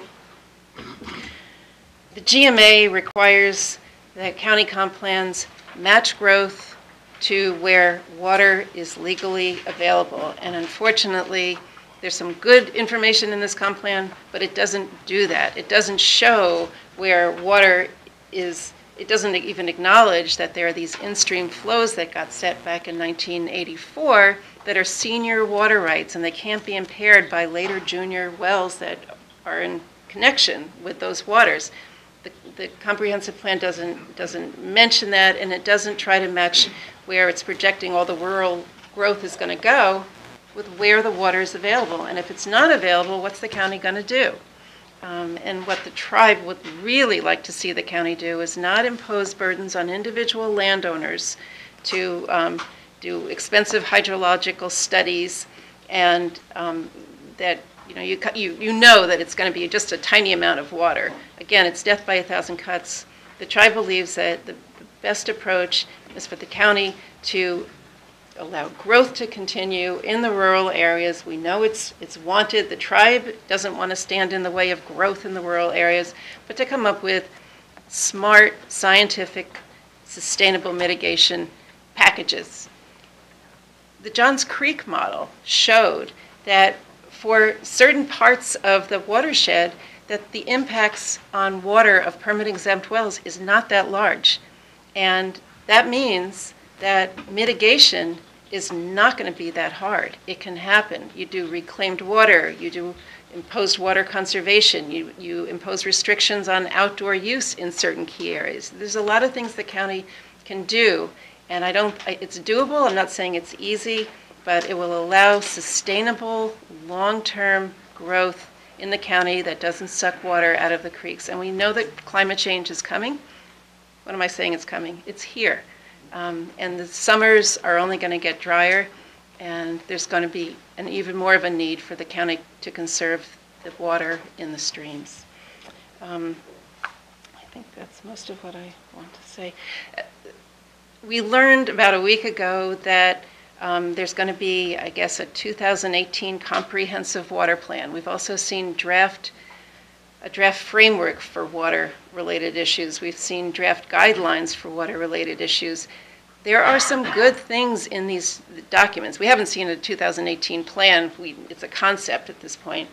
But from the tribe's perspective, these things need to be in the plan and/or development regulations. They need to be enforceable. Guidance and draft guidance and ideas of plans in the future. There's nothing to hang on to right now, so you're at this really important point. And I just have to say that certainly the tribe wants to be at the table as the county moves forward on all of these efforts, but it's not here today. And today you're deciding on a comprehensive plan, and I have to reinforce that the comp plan as it stands does not meet state requirements. It doesn't meet the GMA requirements for legal water availability. So if there's any questions, I'm glad to take them. I'm curious why again you say it doesn't meet that though. Again, everything I've read doesn't say what you're saying. It's one thing, the comprehensive plan is the 30,000 foot view of everything that tells us we have to stay within this structure.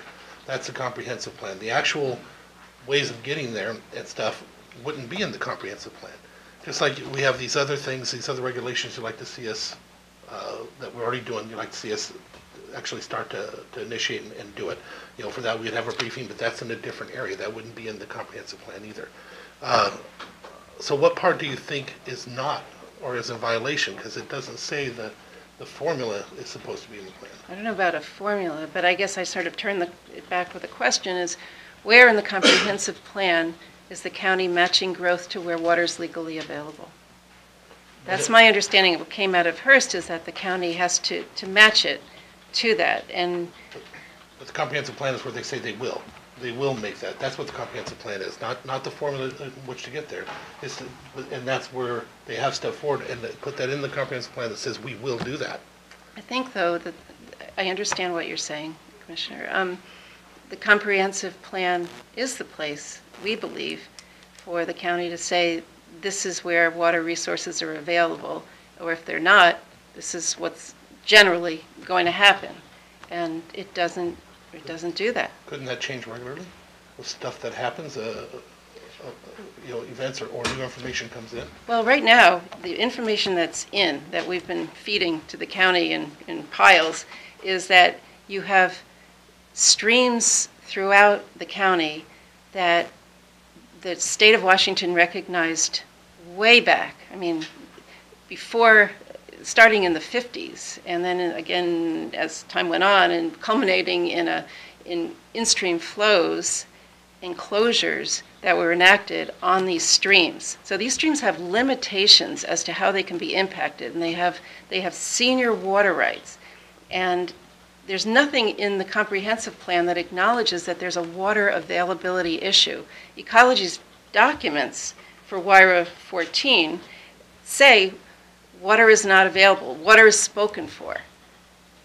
There's nothing in the plan that acknowledges this issue and then at least sets out from the 70,000 foot level what's going to happen. How's the county going to deal with that? And because it's silent on that issue, that's a defect, especially in the rural element, which requires that these in-stream flows be protected, preserved. It's not happening in the plan. So does that answer your question? Yeah, but you just said the same thing again, though. What you're talking about is things that would have to be done in order to get there. By saying we will do it, that's what the comprehensive plan is. It is not to look at the individual, in my opinion, but I appreciate your input on that. Thank you. Sharon, just a quick question. So staff had prepared a memorandum of understanding and sent it to the tribe, I believe, back in October. Have you had a chance to review that? Because the way that I read that MOU, it would have given us an opportunity to work more closely on these items and, leading up to the 2018 comprehensive water plan that we are talking about. Is there any, do you have any response to that? Because I haven't heard anything back through staff. I'm not sure if staff has heard anything on that, but my office certainly hasn't, and I was just curious as to your thoughts on that kind of a collaboration. Yes, thank you for asking, Commissioner. The tribe is very interested in an MOU. We sent a letter yesterday that addresses the draft MOU and kind of where we see it going. The draft MOU is a good start. A couple of problems with it doesn't really, it just says we're going to study things, and it also says that the tribe is going to share financially, and the county can offer in-kind services. So, I think what we decided to do was to welcome the opportunity for an MOU, but also recognize that even if we entered into one 2 weeks ago or a month ago, we wouldn't be at a place where there would be meat on it that was equivalent to what's supposed to go into the comp plan and development regs. So that doesn't mean the tribe doesn't want to work on this MOU, and you'll be hearing more. I think we just need to continue the dialogue after today, but that's where we are. So you acknowledged it might take us a little bit more time to kind of get to the heart of this and get it figured out. Is that kind of what I'm hearing? Absolutely. Okay. Yeah, but the MOU idea is embraced by the tribe. Okay. Well, I appreciate hearing that you think that it would take more time for us to get to a solution. Thank you. Any questions, Commissioner? Okay. Thank you so much. Any additional public comment?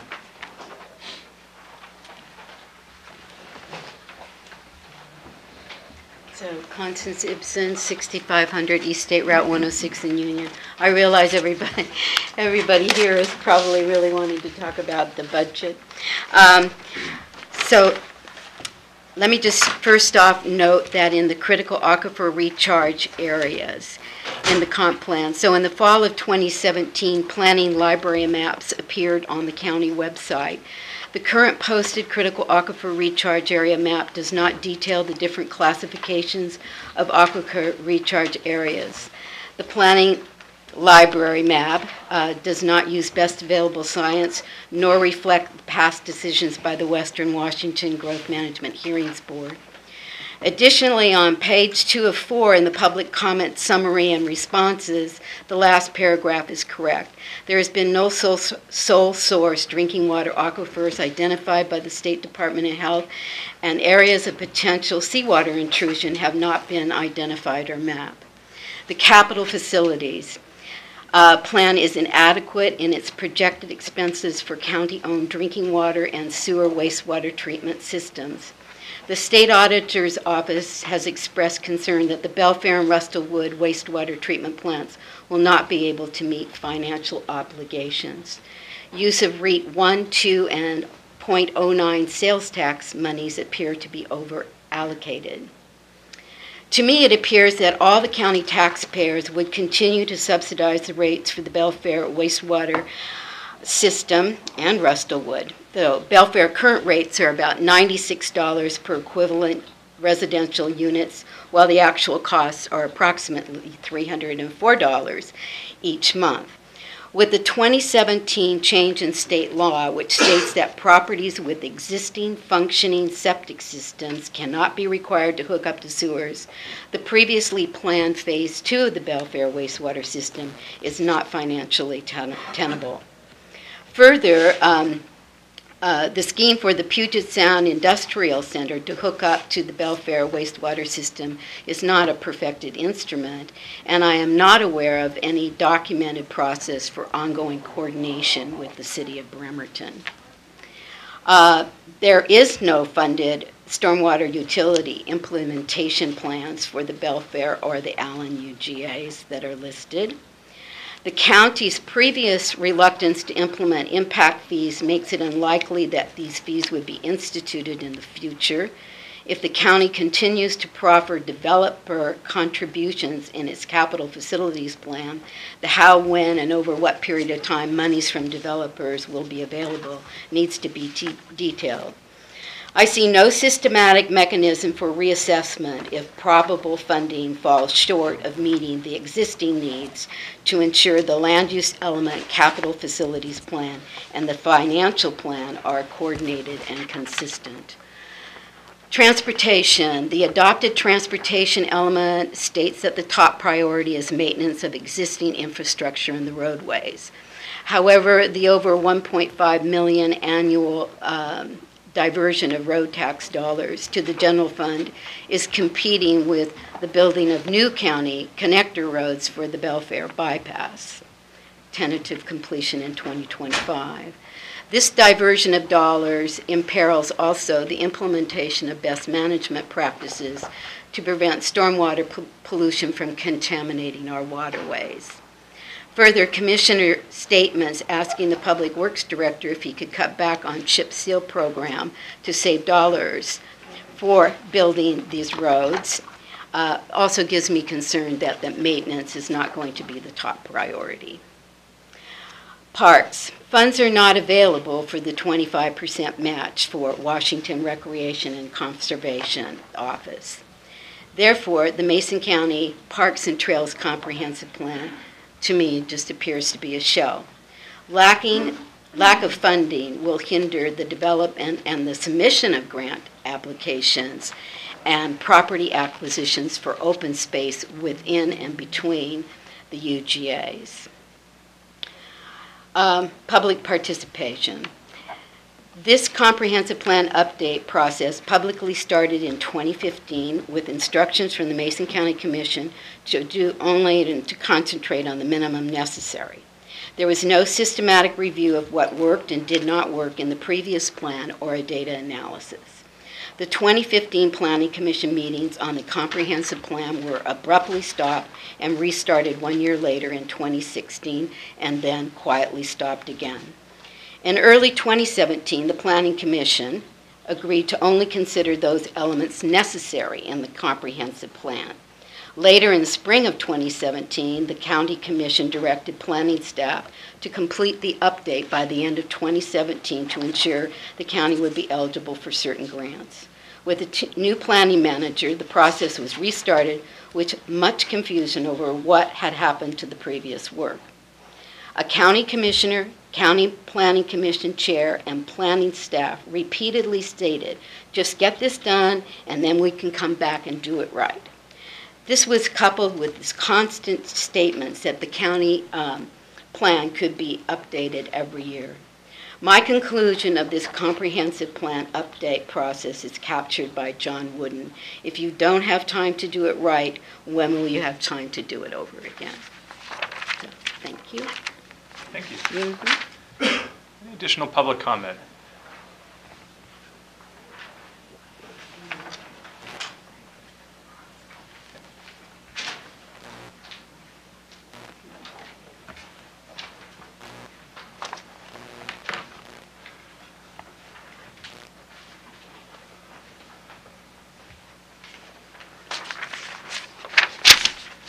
Well, if I can get myself back together here, I will be happy to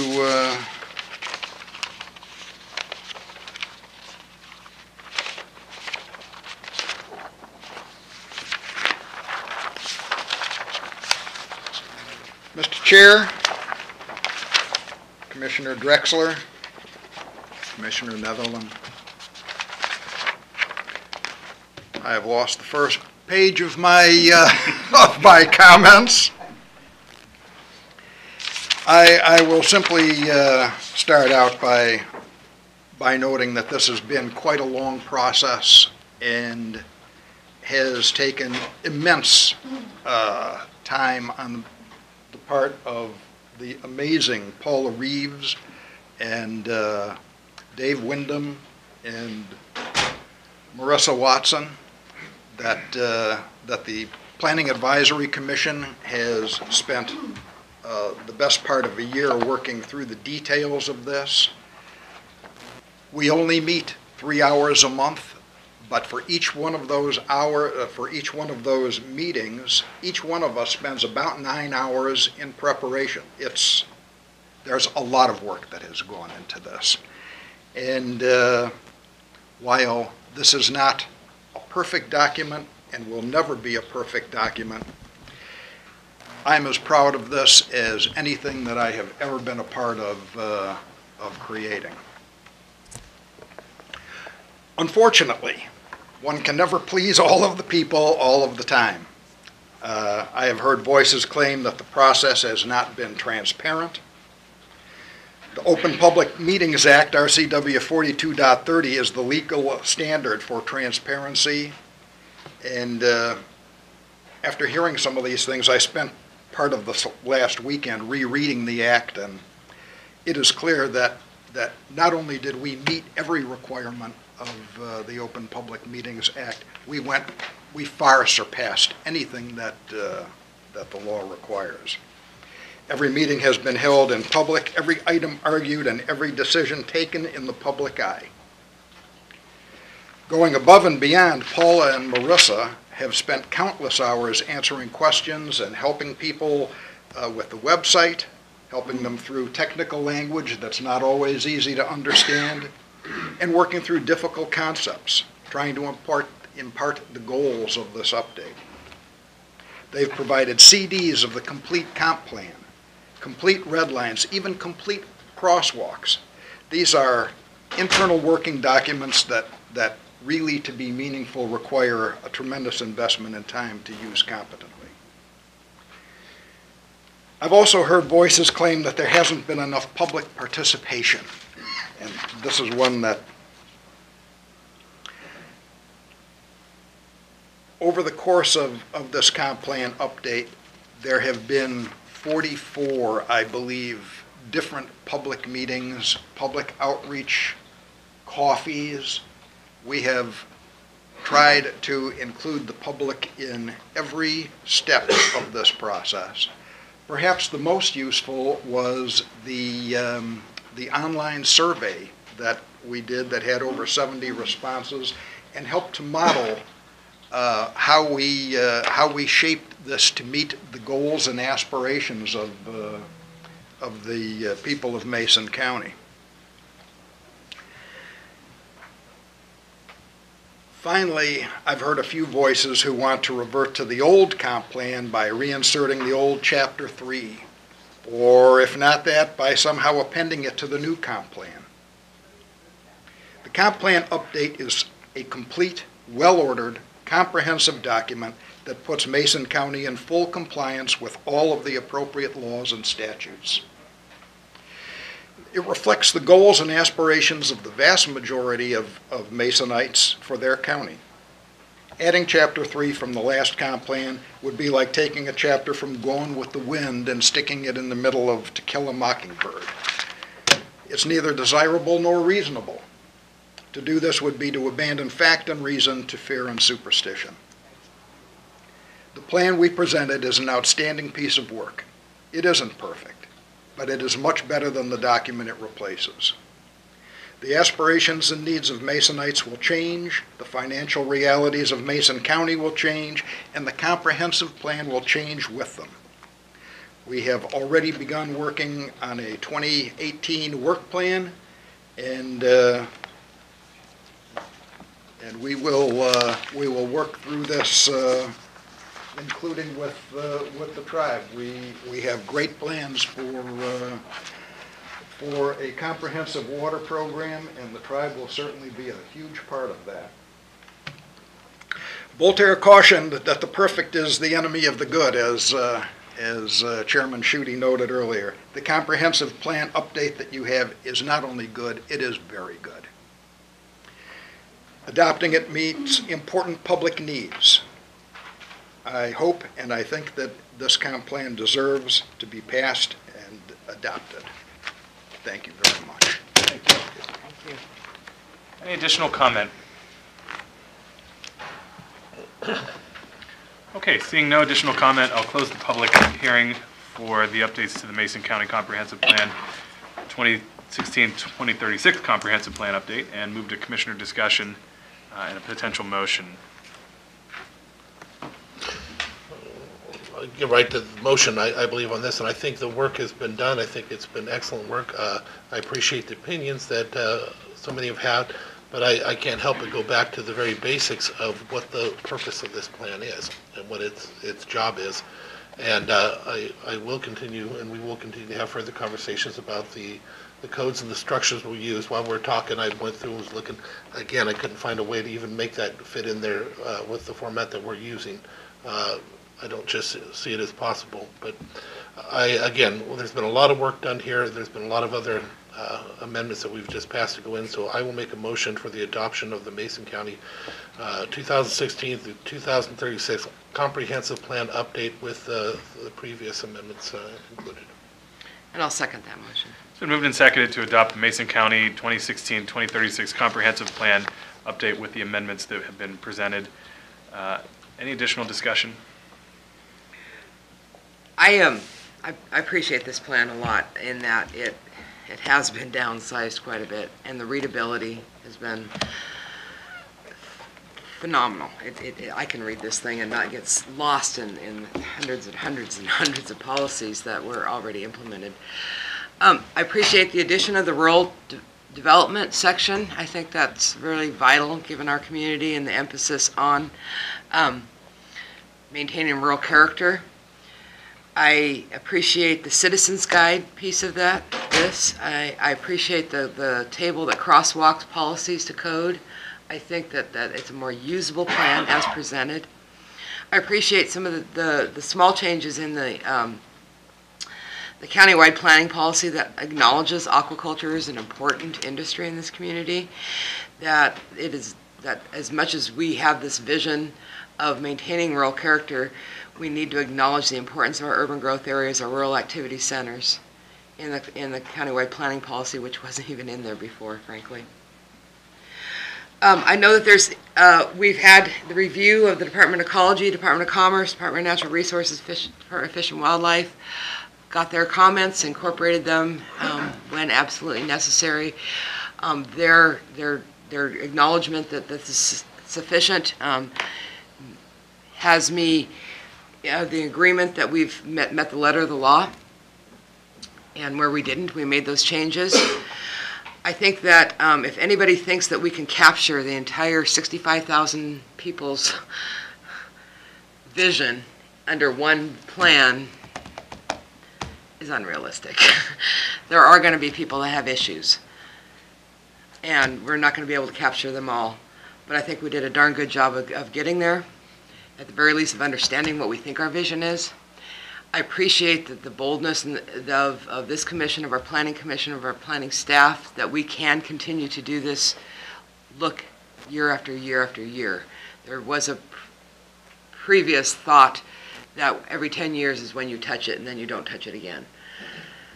I've been chomping at the bit to touch this, and there's so much more that I do want to do, but for now this is absolutely far better product than what we had before.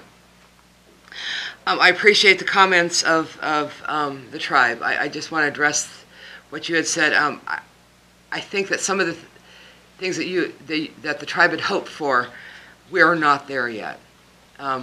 We do have a ability to, or we have now the procedures outlined about how to ensure water is legally available.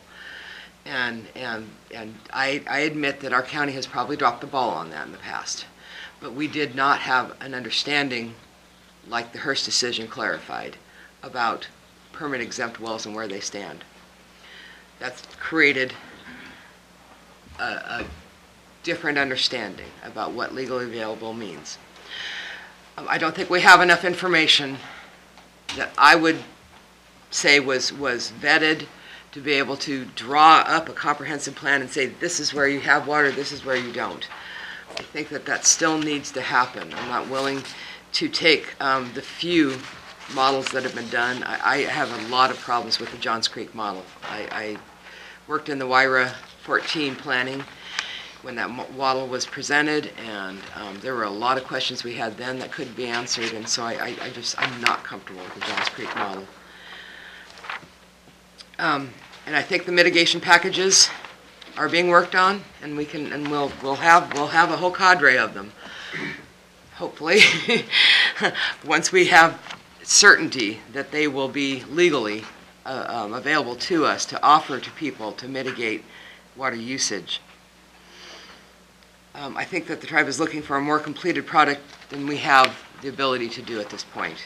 And we do look forward to the opportunity to work with the tribe to build our body of knowledge and have that science vetted. Some of the other comment that was put out there about how we've overspent our REIT in our capital facilities plan. We, as a county commission, have budgeted 2 years' worth. The whole idea that we have to do a capital facilities plan out so far, there's no way to budget that exactly. But we do have it very much restricted to the 2 year, this year and then next year. We know what those dollars are and how we're going to adopt them as an annual plan, an annual facilities plan. And then I'm just going to state one more time, the idea that the whole county is subsidizing the Belfair sewer because we're using .09 in REIT monies, I don't agree. REIT is paid for by people who buy and sell homes. That's not the whole county. .09 is a rebate of state sales tax. These are both funds that have been allocated or have been established by the state legislature for the purpose of paying for water, sewer, and roads. And I will say it one more time, we have the legal availability to use these funds this way. And so I'm sorry if people don't appreciate and like that that's how we're using them. That's what the state legislature said we could do with those monies, and that's what we're doing. The state auditor doesn't like that. I'm not sure why, we disagree on that one, but if the state law says we can use that as money for water, sewer, and roads, then gosh darn it, I'm going to use it for water, sewer, and roads. And then I just thank staff, I thank the Planning Commission, I thank all the Planning Commission members before this, I thank the previous staff that isn't there for all the hard work on this, and I do look forward to an annual review to make sure that we are looking at areas that we still want to tone down on or adjust to the changes in our community. Thank you. The comments that we've been sharing when it comes to making sure something is in the plan. While I was sitting here, I was looking and over some of the different aspects that are similar but different, and wondering how it could be done. For example, the pocket gopher. When you go through the comprehensive plan, you're not going to find a document in there that says why the pocket gopher in particular. You're not going to see a document that says we came up with the issue that we have an issue for pocket gophers because of this. You're also going to have another issue with what kind of buffers do you have because of the pocket gopher. Well, we're not going to find that in the comprehensive plan either, as well as we're not going to find why we have to have those buffers and what determinations we made by it. I understand we have some things that are in code that we have not been following. We need to work on that. And I know that you would like for us to, for the tribes to be able to put some of these things in our comprehensive plan for the water adequacy, but again, I can't find a place. In order for us to be in violation of not following the plan, the first thing we have to do is have it in the plan. And what's happening today for the first time is we're putting it in the plan, in the comprehensive plan, that it will be done. Now, after we get it adopted in the comprehensive plan, and the comprehensive plan goes through, then we can be held liable for not following the plan. And that's where the weakness is in any county, is being held to the comprehensive plan itself. So now that if it if it passes here and it gets implemented into there, then you can expect that we have to follow guidelines and stuff in order to get there. But until it gets in, it doesn't exist in my opinion. Again, I thank you so much for all of your guys' hard work. This was an update, the idea of making sure that it meets basically whatever is necessary is required by law in order to get out there. Not everything we might want or like to have included, but people don't realize there's a lot of work in creating things, and there's a lot of work in paring things down to where it's workable for the rest of the public, and we can build upon our future based upon it. With that, I will be, again, speaking in favor of it. Thank you. I want to maybe limit my comments to a couple here, and mostly just words of thanks to staff, planning department staff, Marissa, Dave, Paula. Done a great job in helping facilitate this process. Also to the members of the Planning Commission who are here, Marilyn, James, Aaron, appreciate your work, and as well as the rest of your cohort who's unable to be here today. We're all, I've said this a number of times, we're all Planning Advisory Commission alumni. We know the work that goes into it firsthand. We did a lot of the work. I was on the Planning Commission when this process started a couple of years ago, and it's great to see that it's finally come to fruition, that there's now an opportunity for us to adopt this and move forward. And really, this is one of the things that I think we try to capture in this process, is that it is a citizen-led, a citizen-driven process, and staff is there to facilitate that conversation. And it doesn't always include every thought or idea that comes forward. I think that's part of the process, and you pick any item, any policy issue on there, and I think you'll see that there's a pro and a con to each of those, and so this is making the best of all the ideas that have come forward. And is there room for process improvement? Absolutely. Everything we do, we'll have an opportunity here to look back and say, where can we improve? Where can we do better? And so we'll certainly be taking that into consideration as we move forward with developing a 2018 work plan. And I know that staff is eager to do that.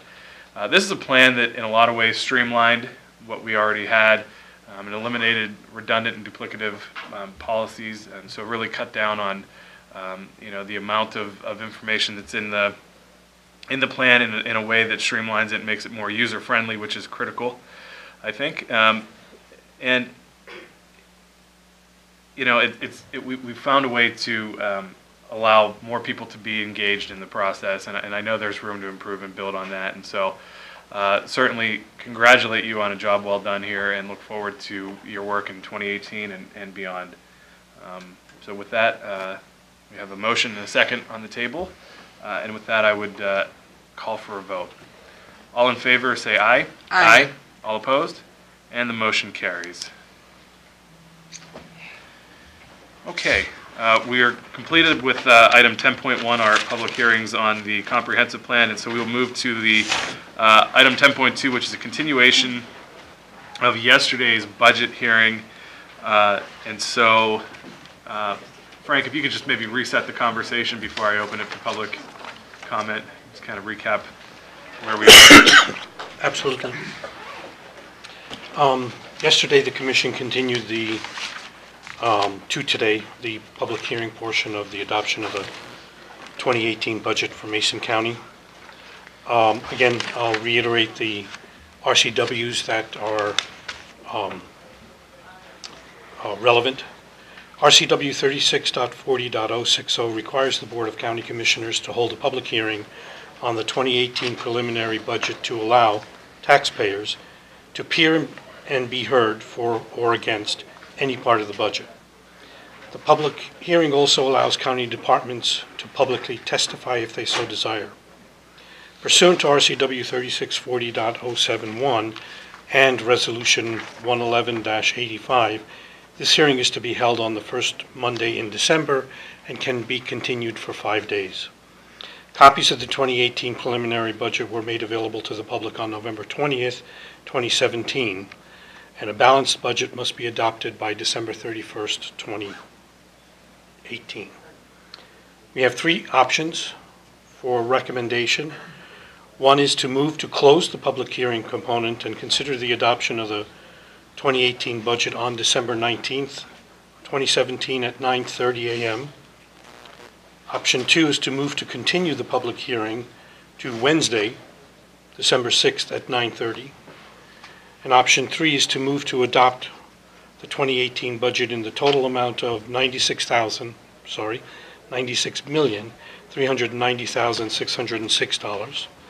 The current expense component is $36,966,203, and the other funds are $59,424,403. Okay, thank you. So with that, I will open it back up for public comment on the 2018 budget. If you'd like to make additional comment, you can come forward and do so now. Mr. Chair, there were questions yesterday that weren't answered, and I'm wondering if those would be answered today. And can you restate the questions? The question on bank capacity and explanation and clarification on bank capacity, what that impact is to the roads fund. The question also on why the bank capacity backfill all needs to be done in one fell swoop and couldn't be done lowering the road tax increase. What the levy shift impact is on the city. And there was also a question on comparison of 2017 to 2018. Is there a change in the bottom line total for the current expense? Okay. Frank, can you address? The bank capacity for roads is approximately $841 or $2,000. Roads was not considering to utilize that bank capacity in this year's levy. If the levy shift is used to shift the bank capacity from roads into current expense, those dollars will not impact roads. What will impact roads is the additional $500,000 in traffic diversion, because that is funding that would have gone to roads and will now be diverted to current expense. But the bank capacity itself will not impact roads, and roads had not intended to use that bank capacity this year. It still leaves that bank capacity available for roads in the future. The second part of your question, if I understood it, do you have to use all of the bank capacity at once? And the answer is no. So you can use any amount of the bank capacity up to the total amount of the bank capacity without impacting roads. And that would not benefit roads either, again, because they're not intending to use bank capacity this year. The next question was the impact to the city. If we do an $855,000 levy shift, the preliminary numbers, and the assessor hasn't finished their assessment, their assessed valuation, finalized their assessed valuations. So this number is somewhat fluid, but it's roughly about $75,000. And what that means, so the impact to the Metropolitan Park District. So the Shelton Metropolitan Park District would be prorated, and they would be impacted by the $75,000. No other component, again, as it stands now, within the city, county, and junior districts would be impacted other than the Shelton Metropolitan Park District. It is the intent of the commission to make the Metropolitan Park District whole by buying down that impact. And we've had a draft MOU that was presented to the commission yesterday that will be presented to the city today to address that buy down. I think those were the questions. And then the comparison of 2017 to 2018? And I don't have those numbers So here. I looked on the website, the budget that was adopted for 2017, a year ago today, appears to be at $38,545,163 total. Does that include the carried over ending fund balance? Yes. Yes. About 7 million, so Which- we don't have that. No, that's beginning fund balance. The ending fund balance was about 4 million. It had ending fund balance of $3,196,819. But you brought into 2017 about 7 million. $7,309,944. That was the estimate of what Correct. we would Right. bring in. And then we had The an actual adjustment was in, what? in mid-year also. So given those numbers, the proposed budget as it sits today is $36,966,000, of which $3,400,000 is ending fund balance. And we had just a clarification, I think another part of the question you were asking on the bank capacity. In the past, the commission had not taken the 1% in the road fund for many, many years. It came up with, and what happened is you took that 1% capacity and you banked it so that it could be used in futures, specifically, hopefully, something for the roads or whatever that would come up. It was 8.79% that was not used in the past. That with the 1% is why 9.79 is almost 10% increase. It does not have to be taken all at one time. It can be taken 1% or not taken at all. But I think that was the part you were talking about. You were asking about the bank capacity and what it was. That's exactly what that money was. And if we were to take it and utilize it, then that would not go to the road fund. So even though it was a road fund money, it wouldn't go to them this year. It would be taken out beforehand, before it even starts for them.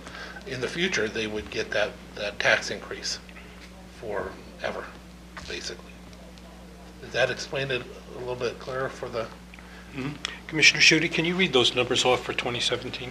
The total? Yeah, the expenditure, or the total budget, and then the ending fund balance. So ending fund balance was projected to be $3,196,819.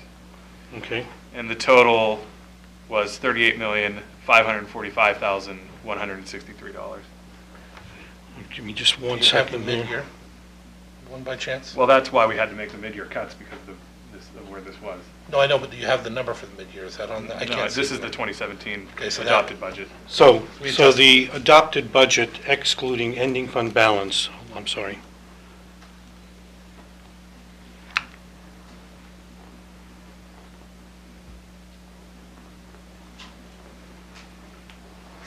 Was $36,348,344. What we have budgeted excluding ending fund balance is $33,551,207. And we changed our budget though in July. How much did we change it down? I have no idea. So that's a reduction of $2,797,137. Yeah, we reduced our budget in July by 1.8 million. 1.8 and change, yes.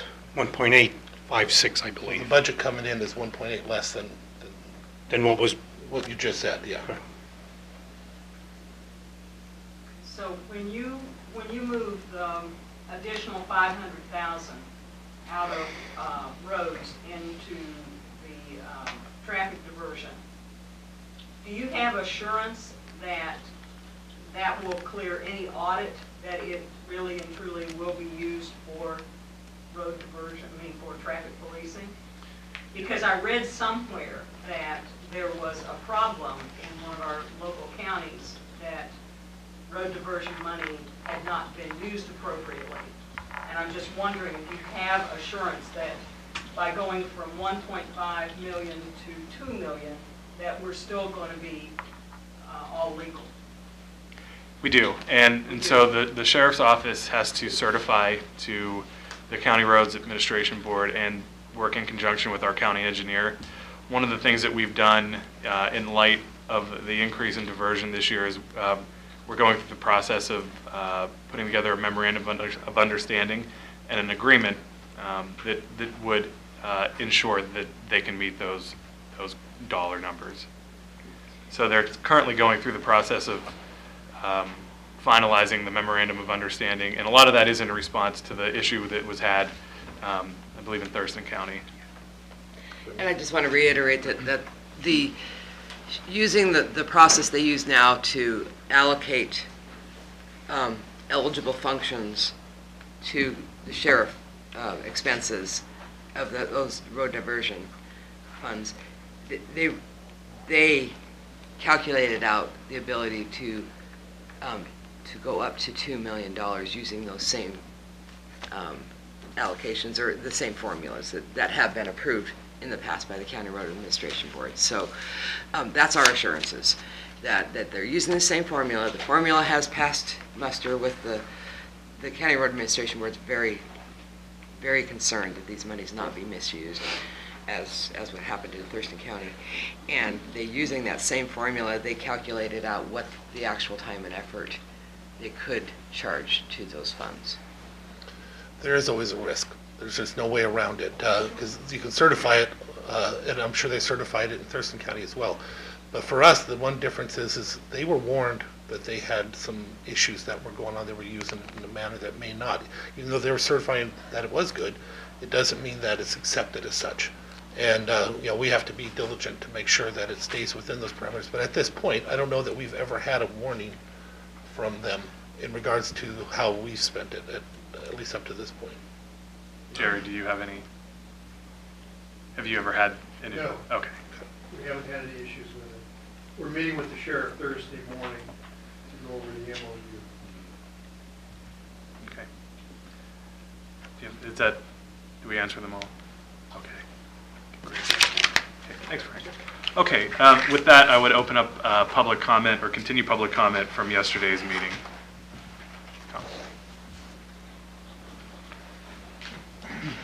Thank you, Commissioners. Tom Davis. I actually was hoping to get out of here, and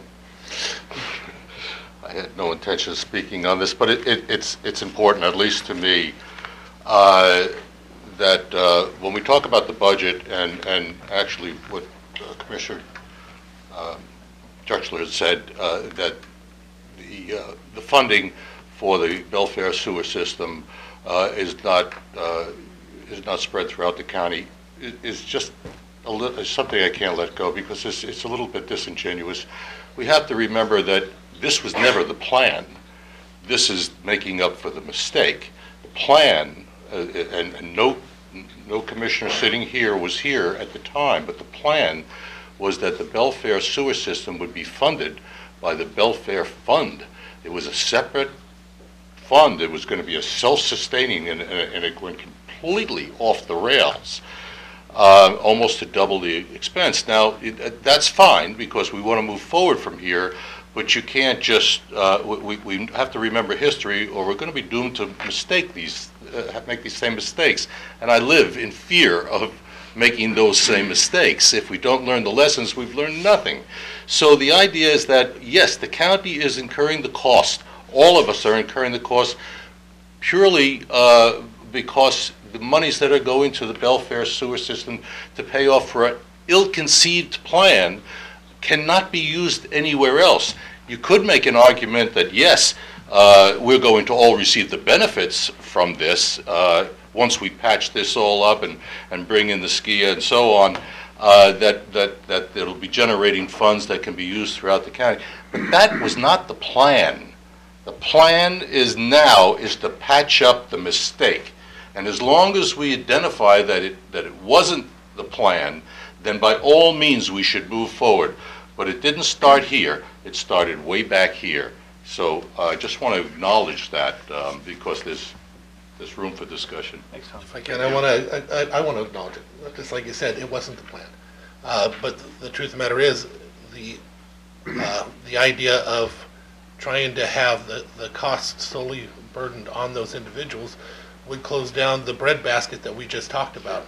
To take QFC, for example, and increase their sewer bill from $40 what was it, 48,000, which is only 12,000 in Bremerton, for one 48,000 up to $200,000. Eventually, you lose one of those two stores. Eventually, you're going to lose a lot of the small businesses. Then you have to find the money to make up for that because it's limited. We weren't here, but it was never the plan. But it is the best that we could find to do in order to keep that from passing and allow it to continue to grow. No argument. Okay, thank you. Any additional comment?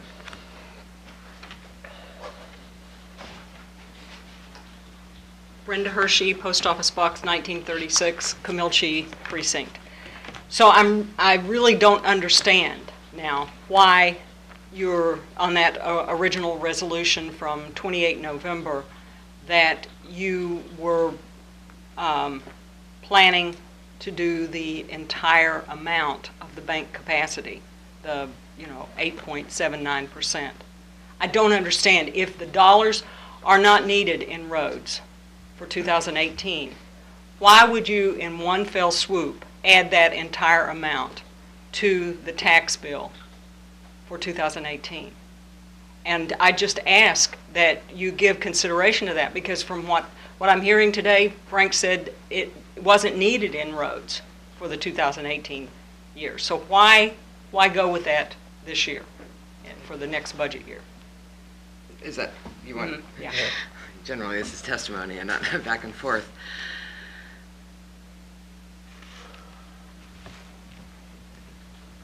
Number one, the intention was, and I'm going to start off, and Frank misspoke to some extent earlier, when we were considering taking the bank capacity and doing a levy shift to shift it over to current expenses. That was with the understanding, the misunderstanding, we were told by our assessor's office that we could do that without impacting the city. And that's when I was considering it and looking at it very strongly. My intent, all three of us don't think alike, so I can only speak for me.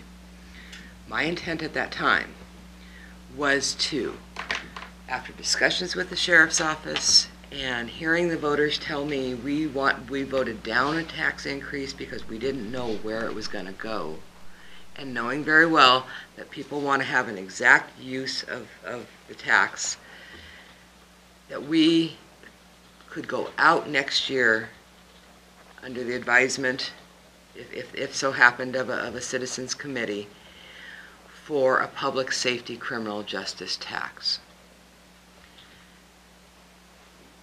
The levy shift would be to offset the deep cuts that we're considering and that you saw in yesterday's hearing. The deep cuts. To offset and try to make whole current expense departments. And we had a projected allocation of $120,000 to the prosecutor's office, $200,000 to the Office of Public Defense, $65,000 to the treasurer's office. That added up to $855,000, plus $400,000 into our reserve to make sure that we didn't hit the cash flow problem we did last year. That's what we were looking at and playing with. I use that word, but playing with at the time that I personally was told that there wouldn't be a negative impact on the city as far as having to prorate. I knew there'd be a tax increase on citizens, and at the time it was to be $26 per 100,000, I think was the number of assessed value. So the amount was to backfill current expense department budget cuts except for the sheriff. The sheriff, we'd backfill as much as we could on the diversion. All that was to be a one-time temporary to see if we could potentially pass a criminal justice public safety tax. We have a sales tax available to us and a property tax available. And as I said yesterday in our hearing, I would support that only under the understanding by everybody that it was to supplant the current expense portion that goes into criminal justice and public safety so that we could make whole the other departments that are suffering cuts. And so why all of it was to do that one-time stopgap under the impression, under the thought, in my opinion, or in my thoughts, that it wouldn't negatively impact the Metropolitan Park District of the city. Yeah, sure. This one, I want to clarify something. It wasn't, 8.79 was the bank capacity. The vote that I voted against was also an increase of another 1%. Right. Which is the regular amount yearly they can do. So that's 9.79% was the increase. And as was explained, I think I completely agree with it. It was being done in order to just wait it for 1 year to backfill some of the issues that we're faced with. But again, it would continue on forever.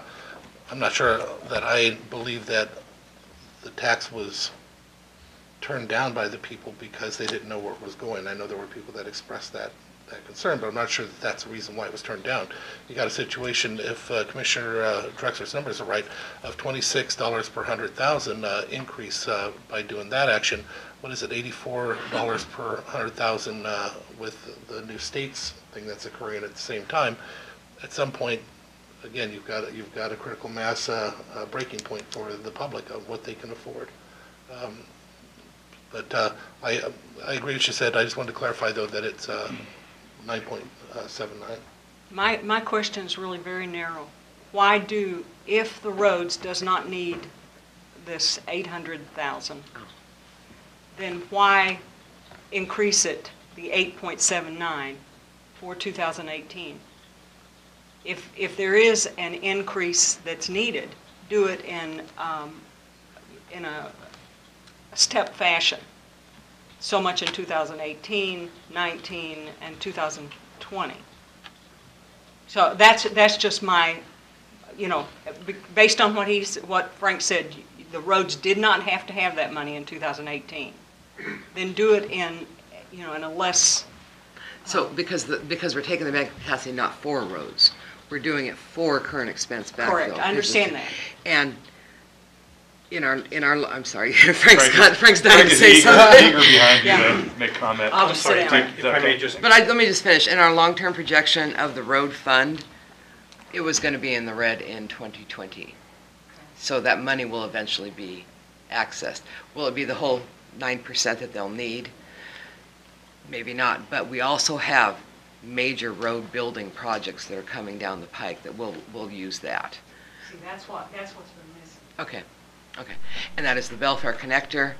There's been a desire to complete and make whole the Razor Road as an alternate to Trails Road, and we have a lot of easement to purchase up in Allen because of an ancient 1910 law. We've lost a lot of the easement to be able to have internal circulation in the UGA of Allen. So you don't need it in 2018, but you are going to need it in 2019 or 2020. Correct. Okay. That's the part of the information that I think has not been available to the public as to why you were doing that. And that was what I was going to respond back to.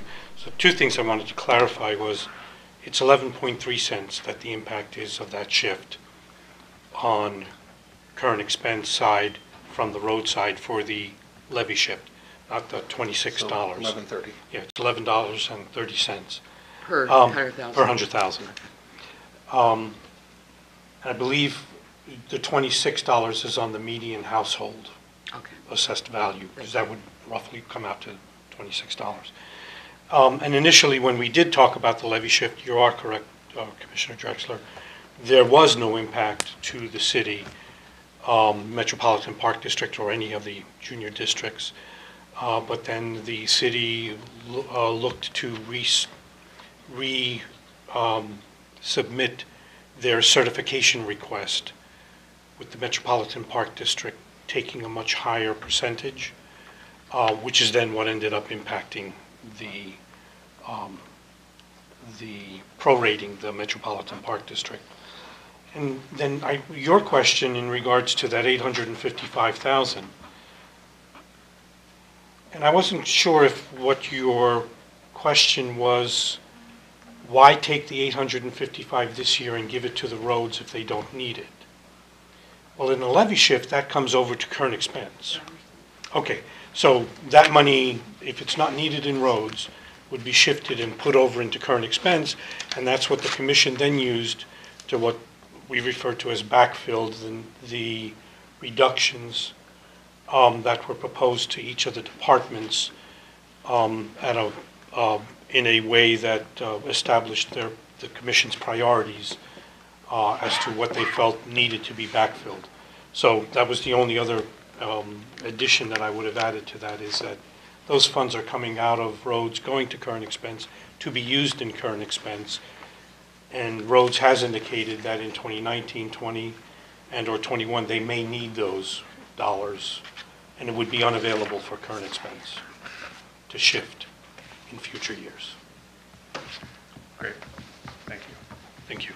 And I would just comment, I think part of the frustration is, is we're having to evaluate this budget in a way that provides no good options.